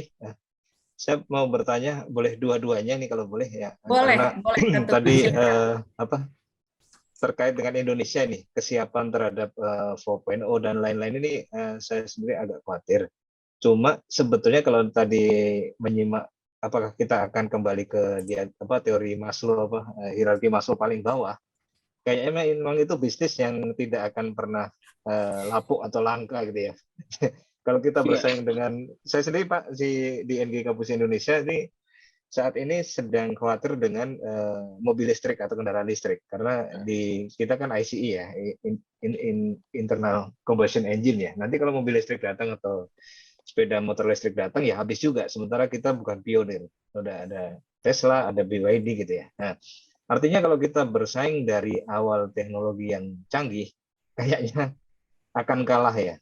Tapi apakah nanti Indonesia ini akan didesain dengan blockchain atau supply chain itu cukup dengan mengandalkan tadi kebutuhan dasar dari hierarki Maslow itu? Itu bagaimana Pak? Apakah kita berkutat di situ saja, tidak perlu yang canggih-canggih juga? Kalau canggih saya pikir begitu polisi pemerintah ya gitu, saya pikir mobil listrik, kendaraan listrik akan merajalela karena kita konsumtif hanya mengandalkan dari nikel saja. Oke, terima kasih itu Pak. Baik, terima kasih Pak Aris atas pertanyaannya. Saya persilahkan Pak Riza terlebih dahulu mungkin ya menyampaikan langsung pendapatnya. dijawab ya. Baik. Ya, kemudian nanti saya akan berikutnya. Izin Pak Nofrisel, saya duluan Pak. Pak Aris, terima kasih. Ya benar. Jadi kekhawatiran yang terjadi dengan pengaruh industri 4.0 itu memang banyak terjadi. Ya ada lah, di semua negara juga ada. Cuman kalau kita bicara apakah selalu yang tadi katakan ya kekhawatiran kalau kita tidak bisa meng-catch up, terus kemudian pesaing yang akan masuk gitu ya, pesaing yang akan mendominasi, kira-kira gitu ya Pak Aris ya? Ya. Pertanyaannya ya, baik. Sebenarnya begini Pak, kalau kita bicara terkait dengan seberapa, apakah memang selalu kaitannya itu yang perubahan itu dengan teknologi itu harus selalu yang canggih?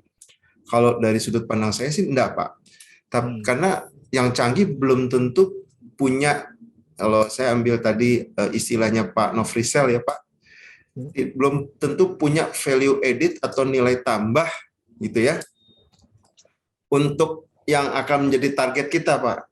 Nah itu, jadi kecanggihan belum tentu sama dengan memberikan nilai tambah kepada yang akan menjadi target kita. Nah jadi sebenarnya sasaran kita memanfaatkan teknologi itu adalah bukan jago-jagoan lebih canggih mana gitu, tapi lebih kepada bagaimana membuat dan membentuk suatu nilai tambah yang berguna dan bermanfaat buat pengguna. Nah itu yang mesti perlu kita sadari bersama ya, sehingga pemanfaatan tadi ya teknologi ada. Kemudian kalau kita tadi bicara mobil listrik ya, oke, mobil listrik akan bisa jadi masuk ke Indonesia, kekhawatiran untuk nanti menggantikan mobil yang tidak mistik atau kemudian hanya orang tertentu yang punya karena harganya mahal, itu mesti dilihat dulu.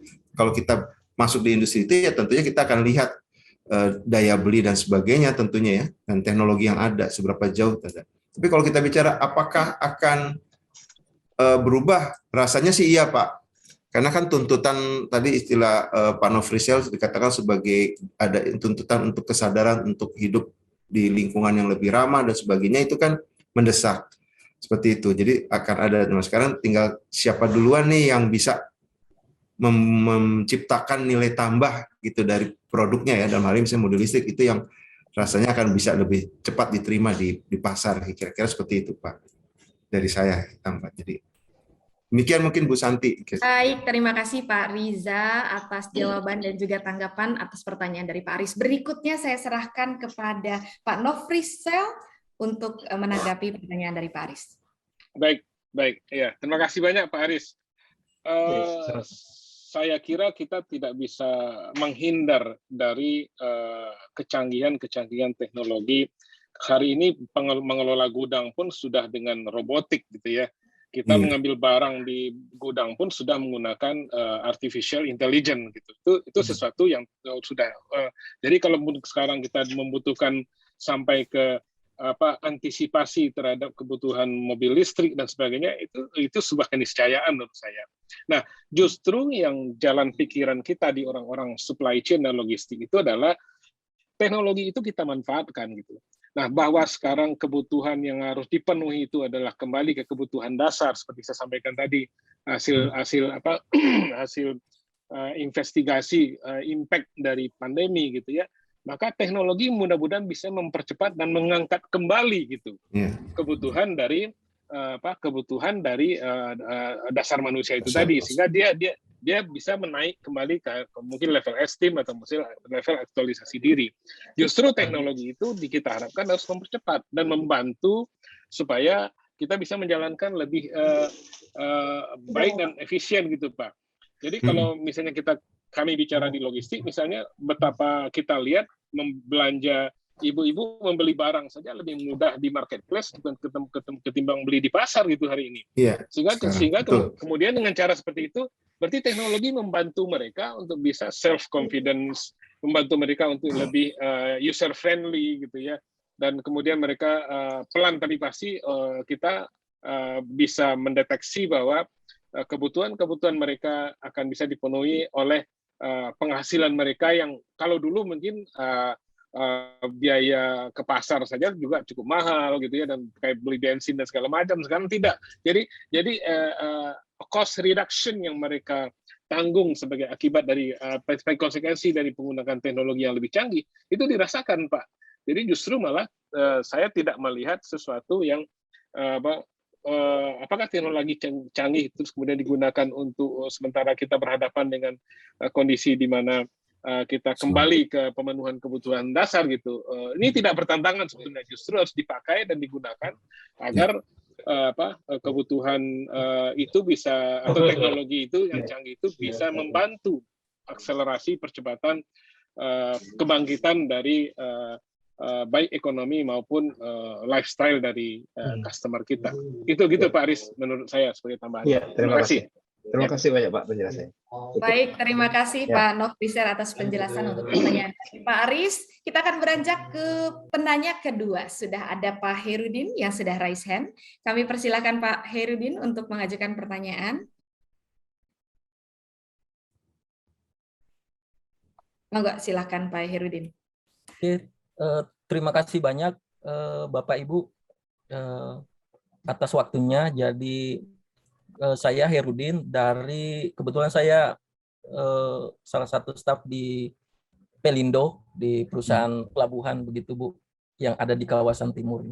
Nah, yang pertama saya tertarik dengan sharing atau presentasi dari Pak Riza mengenai tren bekerja dari mana saja, work from home atau dari mana saja. Nah, pertanyaan saya, kira-kira apa perbedaan yang signifikan antara, terutama dari performance pegawai Pak ya, antara kalau bekerja langsung di kantor dengan bekerja dari rumah begitu atau dari luar kantor. Karena sekarang ini kan tidak semua kantor langsung mau merubah perilaku bekerja karyawan begitu. Dia melihat bahwa bekerja dari kantor itu masih lebih efektif. Nah, seberapa efektif, apakah memang sangat signifikan itu? Karena kita juga mau berharap, saya sendiri senang gitu kerja dari luar kantor begitu, karena sudah merasakan beda barangkali kalau disuruh memilih gitu. Nah, ini kan kita tidak disuruh memilih, harus gitu. Jadi kita bisa merasakan dampak positifnya. Itu satu Pak untuk Pak Riza. Terus ke Pak Nofrizel, saya sangat terima kasih nih Pak.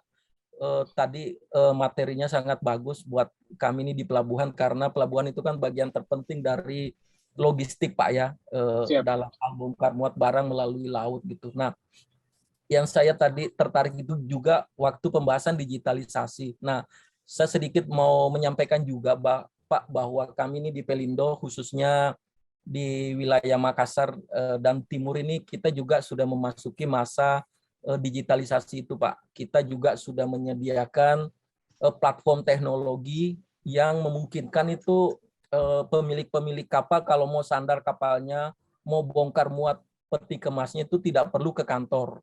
Dan itu sudah selaras dengan visi pemerintah yang akan mengimplementasikan terutama mungkin Inaportnet Pak ya di betul.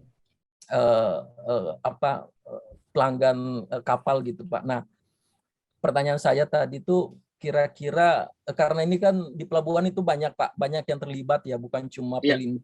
Kalau dari kami Pelindo itu bongkar muat barang dari kapal itu kan sudah berusaha semaksimal mungkin efektif, efisien begitu Pak. Nah, kira-kira mungkin ada masukan lagi Pak untuk di logistiknya terutama di wilayah di pelabuhan itu Pak untuk perbaikan di kami di pelabuhan atau di Pelindo Pak. Terima kasih Pak. Siap. Oke, baik. Ada 2 pertanyaan nih tadi dari Pak Hairudin. Pertanyaan pertama untuk Pak Riza mengenai dampak positif dari work from home dibandingkan dengan work from office.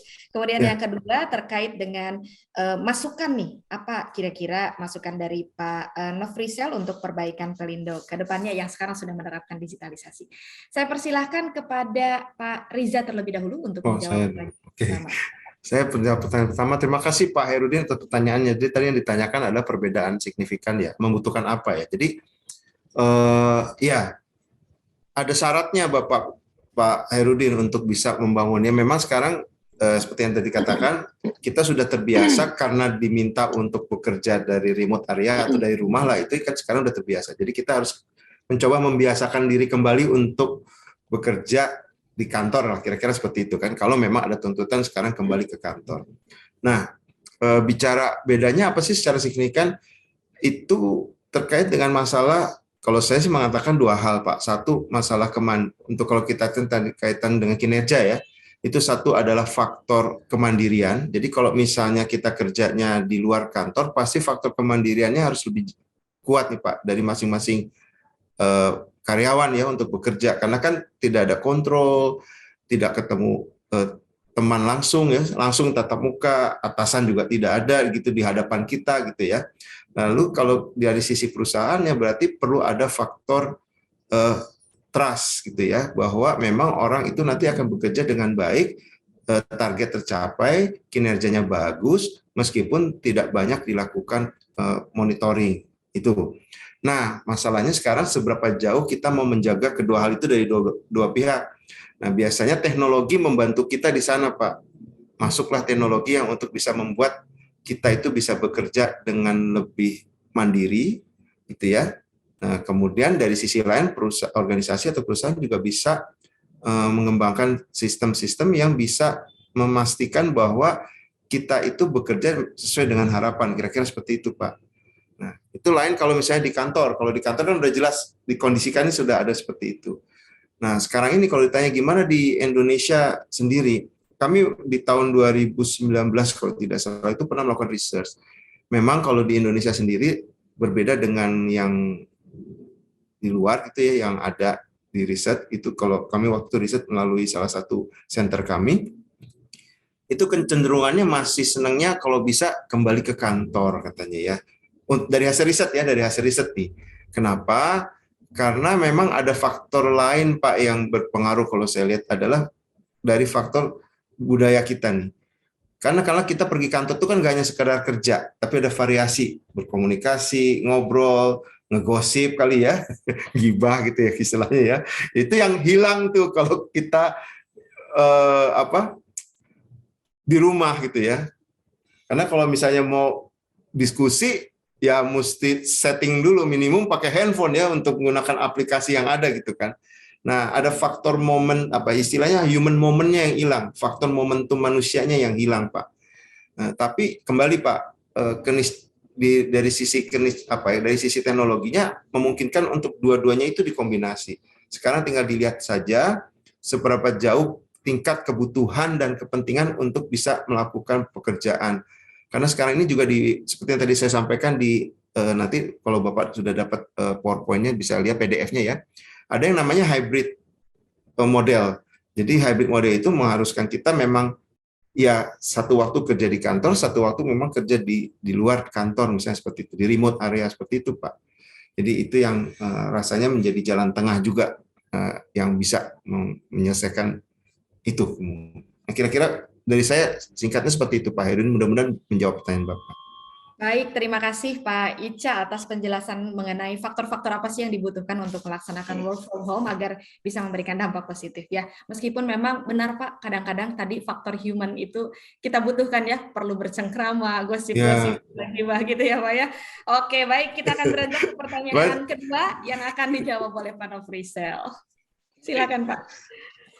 Baik, terima kasih Mbak. Pak Herudin, terima kasih banyak atas pertanyaannya. Sebelum menjawab pertanyaan Pak Herudin terkait dengan logistik atau teknologi di pelabuhan, saya nambahin sedikit izin Pak Riza. Siap Pak.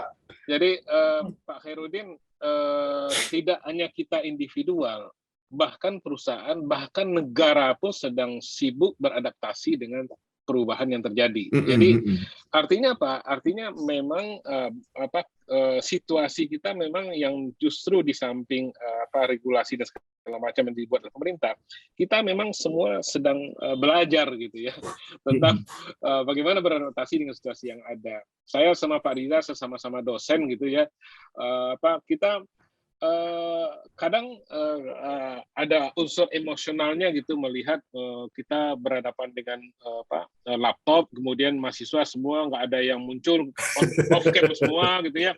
Ini jangan dia tidur dan sebagainya. Itu kadang-kadang di dalam pikiran kita, saya harus buang itu. Kita ini semua sedang belajar. Mahasiswa pun juga sedang belajar. Gitu ya. Jadi dia belajar beradaptasi. Jadi poin pentingnya sebenarnya itu, Pak, yang pertama hari ini, bahwa kemudian kita menduga ada perbedaan antara WFH dan WFO itu kemudian berdampak kepada performance. Mungkin iya, Pak. Mungkin iya. Tapi kita semua sedang belajar. Mudah-mudahan semua pihak, ya kita juga nggak bosan-bosan menyampaikan. Saya kira selama 3 tahun terakhir ini kami tidak pernah menghukum mahasiswa, Pak, karena memang kita sama-sama belajar gitu. Iya, jadi betul, Pak. Saya aja atau kita aja menggunakan Zoom, menggunakan Google Meet dan sebagainya masih belajar gitu. Jadi poinnya itu, Pak. Jadi kalau bicara performance sangat bergantung kepada situasi yang ada. Tapi saya titip kita perlu adaptasi, Pak. Itu yang paling penting ya. Oke. Baik, terima kasih Pak Nofrisel. Yang nomor 2-nya belum, nomor 2. Iya, betul. Silakan dilanjutkan ke pertanyaan nomor 2, Pak. Siap. Pak Herudin, jadi hemat saya ini adalah luar biasa, Pak. Ketika semua kita termasuk di stakeholders logistik, termasuk Pelindo, itu sudah terdorong untuk melakukan digitalisasi. Saya kira itu pasti bertujuannya untuk efektif proses, efisiensi proses, dan sebagainya gitu ya. Bahkan pemerintah, itu tadi seperti saya sampaikan, meluncurkan National Logistic Ecosystem. NLE itu berharap bahwa semua stakeholders, komponen-komponen dari platform-platform digital yang dimiliki oleh perusahaan-perusahaan, baik di tracking, di warehouse, di depo kontainer, dan sebagainya, itu bertemu di NLE gitu ya, sehingga kemudian bisa dikonekkan dengan Pelindo teknologi kaitannya dengan kaitannya dengan katakanlah Hinaport dan sebagainya. Nah, kalau Pak Herudin menanyakan ke saya apa masukannya gitu, saya hanya masukannya sama seperti yang tadi, Pak. Selama ini pemerintah, saya melihat bahwa NLE itu kurang sosialisasi, Pak. Kalau Bapak masuk ke dalam platformnya NLE hari ini, itu yang pesertanya cuma tracking company yang beli banyak. Bahkan menurut saya depo kontainer malah nggak masuk. Forwarding sebagian kecil, gitu ya.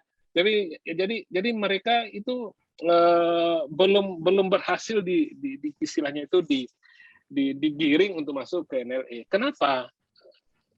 Ada 2 hal yang umumnya menjadi pertanyaan. Pak, kalau saya masuk di situ, ada jaminan nggak bahwa customer saya tidak dicuri orang? Pak, saya masuk ke situ, ada jaminan nggak bahwa data perusahaan saya tidak diambil orang? Nah, kan kita perlu menjelaskan hal-hal begitu, Pak. Saya sendiri bisa sebagai orang yang terlibat di dunia logistik gitu ya, mungkin kita bisa menjelaskan itu gitu. Tapi kan harus masif itu dilakukan gitu. Apalagi ketika mereka bertanyakan, ini Pak, data di Peduli Lindungi aja bisa hilang, gitu. Jadi kita nggak bisa mengcounter itu kalau kita nggak jelaskan secara intensif gitu, Pak Herudin. Jadi kalau Bapak punya sistem teknologi dan segala macam, ayo giring ke stakeholders-nya, jelaskan secara signifikan, jelaskan secara proses gitu ya, efektif dan efisiennya, dan kemudian segala macam gitu, Pak. Jadi sosialisasi itu penting sebetulnya. Itu yang saya lihat di penerapan teknologi yang hari ini terjadi di dunia kita yang mungkin sebagian kita sebenarnya kadang-kadang belum terlalu siap. Jadi akhirnya yang terjadi adalah teknologi orang, kita teknologi juga gitu. Tapi kemudian penjelasannya dan sosialisasinya itu agak kurang. Itu aja buat saya sih, Pak Herudin. Terima kasih. Saya kembalikan ke Bu Santi. Baik, terima kasih Pak Nofrisel tadi sudah menambahkan untuk pertanyaan di poin pertama dan juga tadi sudah menjawab pertanyaan di poin kedua. Barangkali Pak Riza akan menanggapi juga pertanyaan untuk poin yang Pak Herudin rasanya sepakat dengan apa yang disampaikan Pak Nofrisel ya. Saya rasa sudah komprehensif dari jawaban beliau tadi untuk itu. Baik, terima kasih Pak Riza. Kalau begitu kita akan beranjak ke penanya berikutnya. Sudah ada di chat box kami cukup banyak, bahkan ada yang direct message, Pak. Izin saya bacakan terlebih dahulu. Untuk penanya di chat pertama ada Bapak atau Ibu Chana dari PT KAI Surabaya. Assalamualaikum yang terhormat Pak Nofrisel, izin bertanya. Dengan rencana pindahnya Ibu Kota RI dari Kota Jakarta ke Kota Nusantara, bagaimana terhadap bisnis supply chain angkutan barang saat ini? Apakah akan berubah?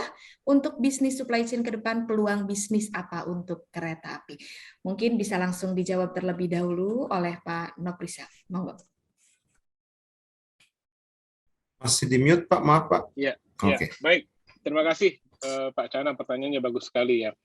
Saya kira yang pertama adalah bahwa perpindahan ibu kota Jakarta ke Nusantara, ke Nusantara gitu ya, ke IKN itu, ke Penajam, pasti berimplikasi kepada sistem supply chain kita. Pasti Pak. Jadi oleh karena itu saya kira perlu kita antisipasi ke kondisi untuk bagaimana kita terkait dengan pengelolaan barang dan jasa di ibu kota yang baru gitu.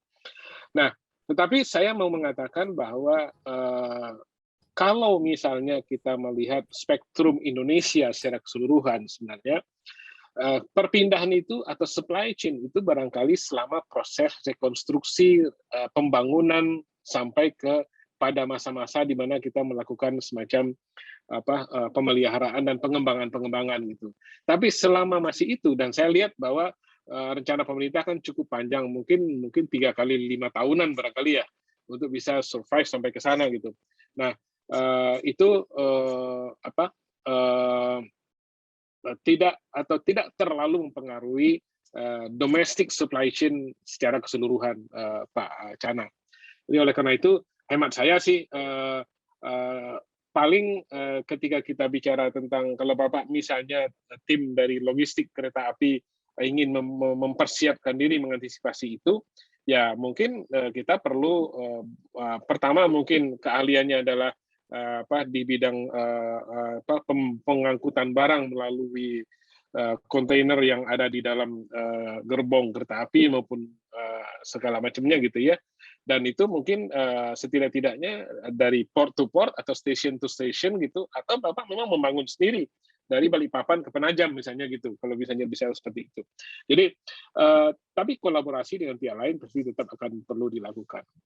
Hemat saya tidak terlalu mengganggu dalam supply chain global gitu. Bahkan kemarin kalau balik saya menyampaikan ya, kami kebetulan ikut diskusi di Kementerian Keuangan yang difasilitasi, yang disampaikan oleh Pak Khatib Basri, Pak Cyril Nurhadi dan sebagainya, yang menjelaskan bahwa justru ketika Jakarta itu kemudian dipindahkan ke Nusantara, justru peran Jakarta itu semakin signifikan pentingnya gitu.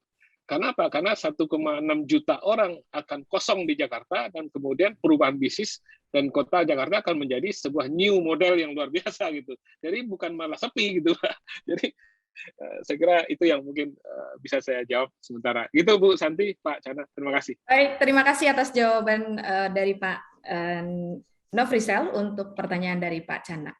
Saya persilakan Pak Riza untuk menjawab pertanyaan dari terima Pak kasih. Saya menambahkan sedikit dari yang Pak Nofrisel katakan. Jadi tadi yang satu hal juga yang rasanya juga sudah disinggung oleh Pak Nofrisel dalam presentasinya adalah bagaimana caranya kita menyiapkan SDM-nya itu Pak. SDM karena ini kan model yang berbeda juga ini. Model yang berbeda. Jadi SDM yang memang bisa punya kompetensi dalam hal tadi misalnya saja. Karena itu sesuatu yang model yang juga bisa saja berbeda itu seperti yang dikatakan. Nah, jadi dari sekarang kita harus menyiapkannya Pak, karena kan nggak bisa dadakan ya, nggak bisa dadakan. Jadi kalau misalnya kita dari sisi infrastruktur kita udah bangun, tapi orang-orang yang memang diminta untuk nanti mengembangkan, merencanakan sampai dengan nanti memaintenance-nya itu yang juga harus disiapkan tentunya ya. Seperti itu mungkin tambahan seperti itu. Terima kasih Pak. Baik, terima kasih Pak Ica atas tambahannya. Karena waktu masih mencukupi Pak, kami akan buka untuk termin kedua. Banyak sekali ini pertanyaan-pertanyaan yang masuk ke chat box kami. Izin saya ingin membacakan kembali pertanyaan di termin kedua ini. Ada pertanyaan dari Pak Boni. Apa yang perlu segera disiapkan untuk antisipasi isu tentang sistem logistik dan SCM dalam konteks industri 4.0? Saya persilahkan Pak Nofrisel untuk kembali menjawab pertanyaan dari Pak Boni. Selanjutnya Pak Riza akan menambahkan. Silakan Pak Nofrisel.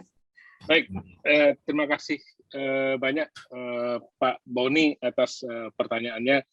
Yang pertama, kita butuh memilih teknologi yang tepat. Itu pasti ya. Jangan sampai teknologi kita menjadi mubasir 1 tahun udah nggak berguna dan sebagainya gitu. Jadi butuh teknologi yang tepat.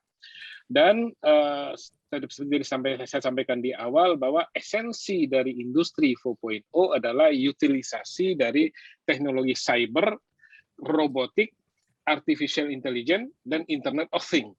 Nah, kesemuanya ini kan saya dulu nggak pernah belajar mengenai itu, Pak. Kalau saya nggak belajar hari ini mengenai itu. Perusahaan-perusahaan kita, karyawan-karyawan kita nggak pernah kita beri penjelasan mengenai itu. Dan sekarang dia harus tiba-tiba harus bekerja berdasarkan teknologi-teknologi yang ada di industri 4.0. Karena itu, seperti disampaikan Pak Riza tadi, karena itu preparation of people kompetensi itu menjadi sebuah prasyarat, Pak. Itu satu. Yang kedua adalah bidang bisnis yang mau dikembangkan di logistik itu harus betul-betul kita selektif dengan baik gitu ya. Saya selalu menyampaikan dalam bahasa sederhana gitu Bapak Ibu sekalian bahwa di logistik itu juga seperti kita mengupas buah gitu ya. Jadi tidak ada pisau yang bisa mengupas seluruh buah gitu loh Pak. Jadi kalau sampai ambil contoh kan setajam-tajamnya silet misalnya kan nggak pernah dipakai untuk ngupas duren. Gitu. Jadi bisa malah pisaunya yang patah gitu Pak. Jadi artinya Pak, artinya teknologi yang kita pilih itu juga benar-benar harus sesuatu yang sesuai gitu Pak dengan kebutuhan perusahaan dan sebagainya. Nah, terus kemudian saya nyambung sedikit ada pertanyaan dari Mas Rizal atau siapa di atas gitu ya. Ya dan mungkin sekalian aja saya sampaikan gitu bahwa kalau dalam bahasa mikro perusahaan, semua bermula dari customer, Pak. Nah, pertanyaan mendasarnya adalah banyak orang tidak tahu siapa customer-nya atau tidak tahu siapa yang bukan customer-nya. Jadi kadang-kadang kalau kita tanya, semalam saya mengajar diskusi di satu kampus gitu ya, saya tanyakan, Anda tahu nggak siapa yang bukan customer Anda? Nggak tahu. Karena nggak pernah membicarakan itu, yang dibicarakan adalah fokus kepada customer kita, tapi customernya itu siapa dan bagaimana verifikasinya itu nggak dilakukan. Nah, sementara ketika kita mulai masuk di satu perusahaan, maka kenalilah customer kita siapa sebenarnya. Apalagi kalau kita B2B gitu ya, menghandle otomotif dengan menghandle pupuk, menghandle FMCG, menghandle oil and gas kan nggak sama. Apalagi menghandle farmasi gitu kan nggak sama dan butuh kompetensi sendiri, ilmu sendiri dan knowledge sendiri walaupun secara proses logistik itu pada dasarnya bisa sama, tapi begitu teknikal terkait dengan barang-barangnya kita butuh knowledge tersendiri gitu sehingga dalam beberapa industri butuh OHSAS, butuh certification, butuh ISO, butuh segala macam lah gitu. Kalau saya boleh menyimpulkan dalam satu contoh, tidak semua perusahaan kurir bisa nyambung di kebutuhannya marketplace gitu. Kalau Anda mau beli sesuatu di marketplace, yang ada cuma itu aja. Kenapa? Karena mereka yang memenuhi persyaratan sesuai dengan interfacing teknologi antara mereka dan marketplace gitu. Jadi pasti JNT, JNE secepat dan sebagainya gitu. Yang lain padahal kurir itu jumlahnya ratusan, Pak. Kan nggak semua masuk di marketplace gitu. Jadi ini yang paling penting kita ketahui bersama-sama sebagai penambahan dari saya lihat chattingnya Pak Rizal atau siapa itu tadi. Begitu kira-kira Bu Santi yang bisa saya tambahin. Baik, terima kasih Pak Nofrisel atas jawaban dari pertanyaan yang disampaikan. Berikutnya ada tambahan dari Pak Rizal. Monggo, silakan Pak Rizal. Sedikit tambahan juga. Jadi kalau kita bicara konteks industri 4.0 itu kan memang tadi sudah disampaikan oleh Pak Nofrisel, ada sesuatu yang memang memadukan antara teknologi yang sekarang ini dengan kegiatan-kegiatan yang ada. Yang kita perlu antisipasi juga terkait dengan sistem logistik, sedikit tadi disampaikan adalah kita punya ini ya Pak Nofrisel ya, ekosistem kali ya Pak ya, juga ekosistem. Jadi kita paham siapa customer kita, kemudian tadi memilih teknologi yang tepat, dan kemudian juga kita bicara kepada siapa sih yang menjadi pihak yang ikut bekerja sama dengan kita yang perlu kita siapkan juga nanti. Karena tidak jarang terjadi ya, saya pernah melihat di beberapa perusahaan, mereka siap dari sisi teknologi, tapi lupa bahwa pada waktu nanti dia bekerja untuk bisa memenuhi kebutuhan customer-nya, dia harus bekerja sama dengan yang lain. Gitu kan? Misalnya kalau saya punya perusahaan, punya teknologi canggih, tapi tadi seperti yang disampaikan oleh Pak Nofrisel, saya tidak punya kurir yang akan menyampaikan saya punya produk ke customer, ya kan bermasalah juga ya, secanggih apapun sistem kita nggak akan bisa berjalan, karena ekosistemnya tidak kita siapkan juga. Jadi kita perlu mengantisipasi itu juga, gitu, terkait dengan sistem logistik kalau misalnya seperti itu. Itu tambahan sedikit dari saya, seperti itu Pak. Oke, baik, terima kasih Pak Riza atas tambahannya. Ada chat box lagi ke saya nih Pak, langsung nembak PPM. Setelah diulas tadi mengenai pentingnya kompetensi, sebagaimana disampaikan oleh Pak Riza dan Pak Nofrisel, apakah PPM punya program yang bisa membantu organisasi untuk mendukung kesiapan menghadapi 4.0?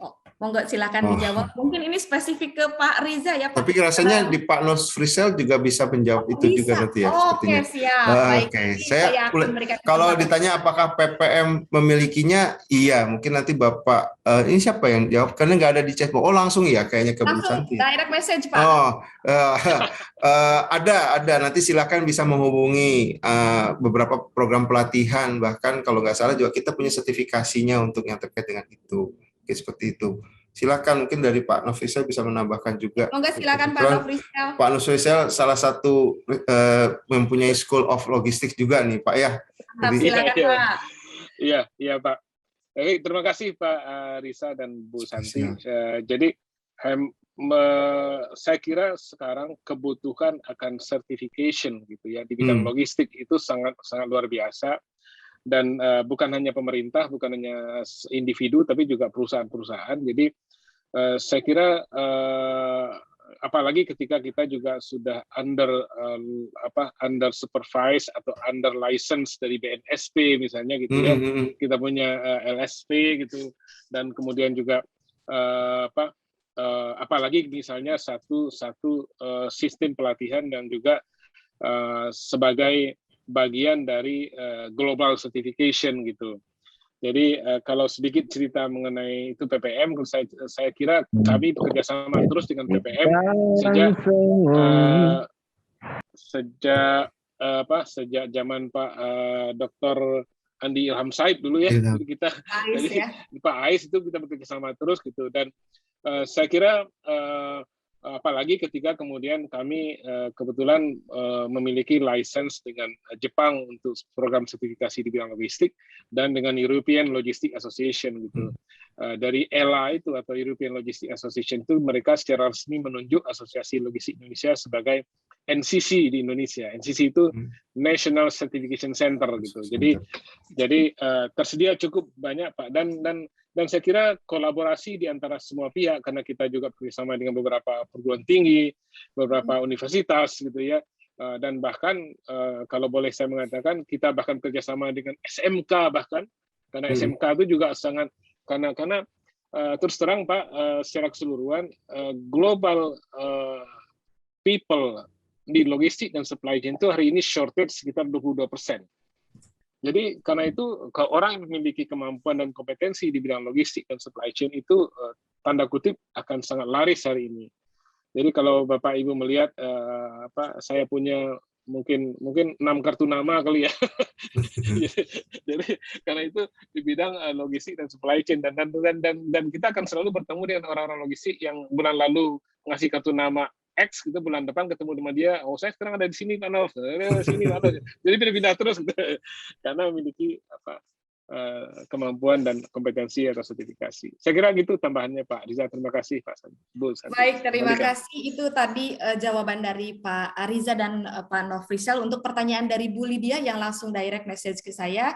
Jadi silakan hubungi PPM Management dan School of Logistics ya yang digawangi oleh Pak Nofrisel. Barangkali ada untuk pengembangan SDM ya. Dari Ali ya Pak ya. Baik. Ya. Baik, karena waktu jualah yang membatasi sesi tanya jawab kali ini, maka saya harus akhiri sesi tanya jawab di sore hari ini. Tidak tidak terasa Pak tadi sesi tanya jawab kita, padahal cukup banyak pertanyaan yang sudah dijawab oleh Pak Riza dan juga oleh Pak Nofrisel. Terima kasih banyak Pak Riza dan Pak Nofrisel. Tadi kita sama-sama sudah menjawab pertanyaan dari para penanya. Izinkan saya untuk sedikit menyimpulkan apa yang sudah disampaikan oleh kedua pembicara. Kesimpulan dari pemaparan Pak Riza, tahun 2022 menjadi tahun konsolidasi untuk menguatkan organisasi, dengan asumsi bahwa ke depannya pandemi akan semakin teratasi. Pandemi mendorong terjadinya perubahan besar gaya atau sistem kerja di era normal baru. Perubahan-perubahan tersebut adalah perubahan gaya hidup, yang misalnya yang tadi ya terbiasanya WFO menjadi WFH. Selain itu juga adanya tuntutan kompetensi yang harus dipenuhi baik itu hard maupun soft kompetensi dan juga self control. Adanya perubahan tenaga kerja produktif yang saat ini lebih didominasi oleh Gen Y dan Gen Z, dan pastinya akselerasi digitalisasi di berbagai kegiatan.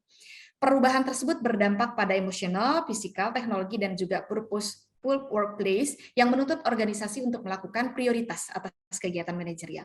Dan tren manajemen di tahun 2022 yang dilakukan oleh organisasi yaitu tahap penguatan organisasi melalui penetapan strategi usaha, pengelolaan sumber daya manusia, pengelolaan operasional, pengelolaan keuangan, hingga pengelolaan teknologi.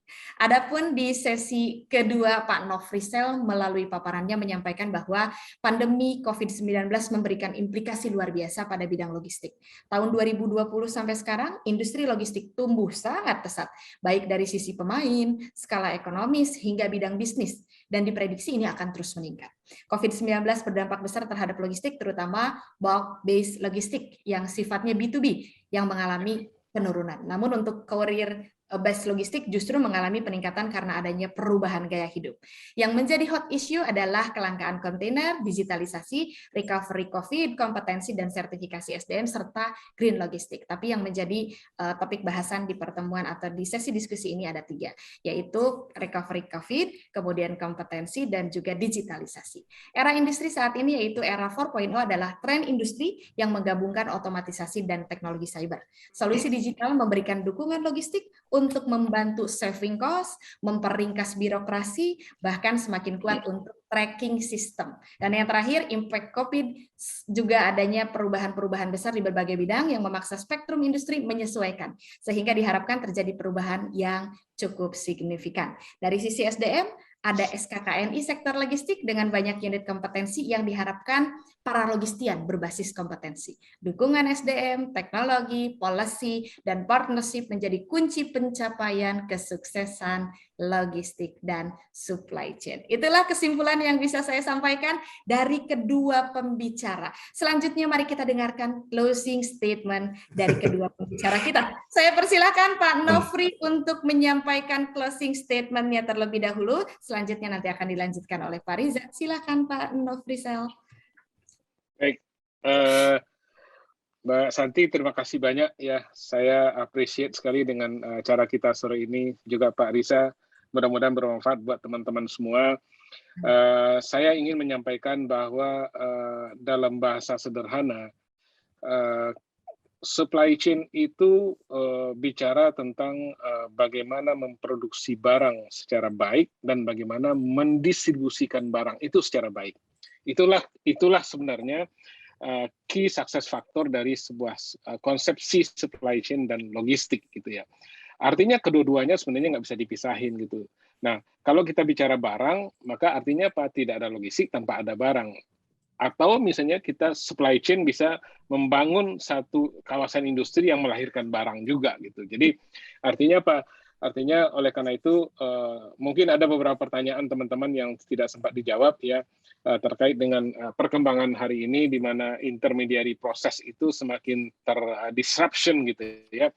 Mungkin perlu perubahan new model bisnis gitu ya. Kalau dulu kita produksi, sekarang kita cukup dengan menggunakan semacam konsepsi fulfillment center kalau di e-commerce gitu, sehingga itu bisa berjalan dengan lebih baik. Semoga pertemuan kita sore ini bermanfaat buat teman-teman semua. Saya secara pribadi bukanlah orang yang tahu segala-galanya, oleh karena itu mohon maaf kalau ada yang kurang berkenan. Insya Allah di lain kesempatan kita bertemu kembali dan semoga pertemuan kita hari ini dirahmati dan diridhoi oleh Allah Subhanahu wa taala. Terima kasih. Wabillahi taufiq wal hidayah. Assalamualaikum warahmatullahi wabarakatuh. Waalaikumsalam warahmatullahi wabarakatuh. Terima kasih Pak Nofrisel atas closing statement yang disampaikan. Berikutnya saya persilakan Pak Riza.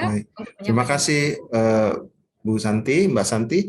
Jadi seperti yang tadi disampaikan, yang namanya perubahan teknologi dan juga kemudian dorongan untuk perubahan gaya kerja itu menjadi sesuatu yang menjadi keniscayaan lah ya. Kita tidak bisa menghindari lagi. Nah, organisasi tentunya akan mencoba senantiasa untuk mengimbanginya. Hanya sekarang bagaimana organisasi bisa memanfaatkan hal-hal yang tadi disampaikan dalam trend management itu lebih efektif ya, tentunya saja sangat tergantung pada seberapa jauh sih yang menjadi kebutuhan dan seberapa jauh itu akan memberikan nilai tambah pada organisasinya kita sendiri dan tentunya lingkungan sekitarnya, pemangku kepentingan. Kira-kira seperti itu yang bisa disampaikan. Jadi pemilihan dari apa yang akan nanti dipilih sebagai model ataupun apalah bisnis dan sebagainya tadi yang disampaikan dalam Trend Management 2022 tentunya sangat tergantung pada seberapa jauh kita bisa melihat kondisi-kondisi tersebut. Dan pesan nanti berikutnya, karena ini harapannya di tahun berikutnya akan ada lagi, tahun ini akan dilakukan untuk melihat tahun 2033, mudah-mudahan nanti kami bisa meminta Bapak Ibu sekalian peserta juga untuk menjadi responden. Khusus kepada Pak Nofrisel, saya mengucapkan terima kasih Pak atas sharingnya gitu ya, atas knowledge sharing dan juga pengalaman yang sangat-sangat bermanfaat buat kita semua, Bu, dan juga dan saya juga mohon maaf kalau misalnya dalam hal penyampaian Bapak Ibu sekalian ada hal-hal yang kurang berkenan. Demikian mungkin bisa saya sampaikan. Saya serahkan kepada Bu Santi kembali. Baik, terima kasih Pak Riza dan Pak Nofrisel atas sharing dan paparan yang luar biasa hari ini. Semoga melalui kegiatan hari ini semangat, pantang berhenti berkarya akan terus menyala dan seluruh hal yang baik sudah terjalin akan terus berkembang. Untuk meningkatkan kualitas penyelenggaraan acara, kami meminta kesediaan Bapak dan Ibu untuk mengisi feedback online yang sudah kami siapkan. Terima kasih Pak Nofrisel dan Pak Riza. Barangkali sudah ada agenda berikutnya, sudah bisa meninggalkan sesi meeting hari ini karena saya akan melanjutkan untuk informasi-informasi yang akan disampaikan kepada para audiens. Untuk meningkatkan kualitas penyelenggaraan pelaksanaan Pojok Pintar Manajemen, kami meminta Bapak dan Ibu partisipan untuk mengisi feedback online yang sudah kami siapkan. Bapak dan Ibu bisa memindai QR code yang ada di layar atau klik link feedback yang akan kami kirimkan melalui fitur chat pada Zoom meeting Bapak dan Ibu. Oke, silahkan Bapak dan Ibu. Feedback dari Bapak dan Ibu akan menjadi masukan untuk kami untuk meningkatkan kualitas acara kami. Setelah mengisi feedback, Bapak dan Ibu bisa mendapatkan materi yang tadi sudah dipaparkan oleh kedua narasumber kita di sore hari ini. Jadi mohon bantuan untuk mengisi feedback. Setelah mengisi feedback, kami Bapak Ibu menunggu ya saat dan tidak menutup jendela browser Bapak dan Ibu karena kami akan secara otomatis mengarahkan Bapak Ibu ke Google Drive untuk bisa mengunduh materi pembicara hari ini. Silakan Pak Nofrisel atau Pak Riza barangkali akan langsung berpamitan terlebih dahulu, monggo. Baik, Bu Santi, terima kasih banyak. Terima kasih Pak banyak. Riza, sekali lagi terima Mari. kasih banyak. Terima kasih, Pak. Semoga Terima sukses kasih, selalu, Pak sehat Riza, selalu. Sampai Pak bertemu lagi di Nofrisel. lain kesempatan. Ya, izin Sampai pamit bertemu dulu. di lain kesempatan, Pak Baik. Nofrisel, Pak Riza, terima Baik. kasih. Terima kasih. Ya, baik Bu Santi. Assalamualaikum warahmatullahi wabarakatuh. Waalaikumsalam warahmatullahi wabarakatuh. Baik Izin Bapak dan live ya, Bu. Ibu, silahkan Bapak, terima kasih. Ya. Baik Bapak dan Ibu, sebelum menutup sesi sore hari ini secara resmi, saya juga ingin menyampaikan kembali beberapa informasi ini Pak Bu. Untuk 3 penanya terbaik akan mendapatkan e-magazine PPM Management yang akan dihubungi langsung oleh panitia via chat Zoom. Untuk Bapak dan Ibu yang juga belum terpilih menjadi penanya terbaik, Bapak Ibu masih berkesempatan untuk mendapatkan penawaran menarik, yaitu diskon sebesar 22% untuk edisi yang kami tayangkan di layar. Dengan cara memasukkan kode kupon Popinman 2, di mana promo hanya sampai tanggal 28 Februari 2022. Saya juga ingin mengajak Bapak dan Ibu untuk mengikuti workshop Building Sustainable and Profitable Supply Chain for a Dynamic and Unpredictable World dengan pembicara-pembicara yang luar biasa. Bapak dan Ibu juga bisa join PPM Community sesuai dengan minat dan bidang keahlian masing-masing. Host akan membantu membagikan link PPM Community di chat Zoom Bapak dan Ibu. Jangan lupa juga Bapak dan Ibu untuk follow media sosial PPM Manajemen untuk mengupdate informasi terkini seputar manajemen. Jangan lupa follow dan ikuti terus informasi-informasi dari PPM Manajemen. Tidak terasa Bapak dan Ibu sudah kurang lebih 2 jam acara ini berlangsung. Di akhir acara hari ini kami mengucapkan terima kasih atas keterlibatan berbagai pihak yang mendukung terselenggaranya acara hari ini, terutama kepada para pembicara dan juga Bapak Ibu partisipan sekalian yang bersedia meluangkan waktu untuk mengikuti kegiatan hari ini. Mohon maaf jika terdapat salah kata dalam memandu acara kali ini. Saya Santi, pamit undur diri. Sampai jumpa di kegiatan PPM Manajemen selanjutnya. Salam sehat untuk kita semua. Assalamualaikum warahmatullahi wabarakatuh.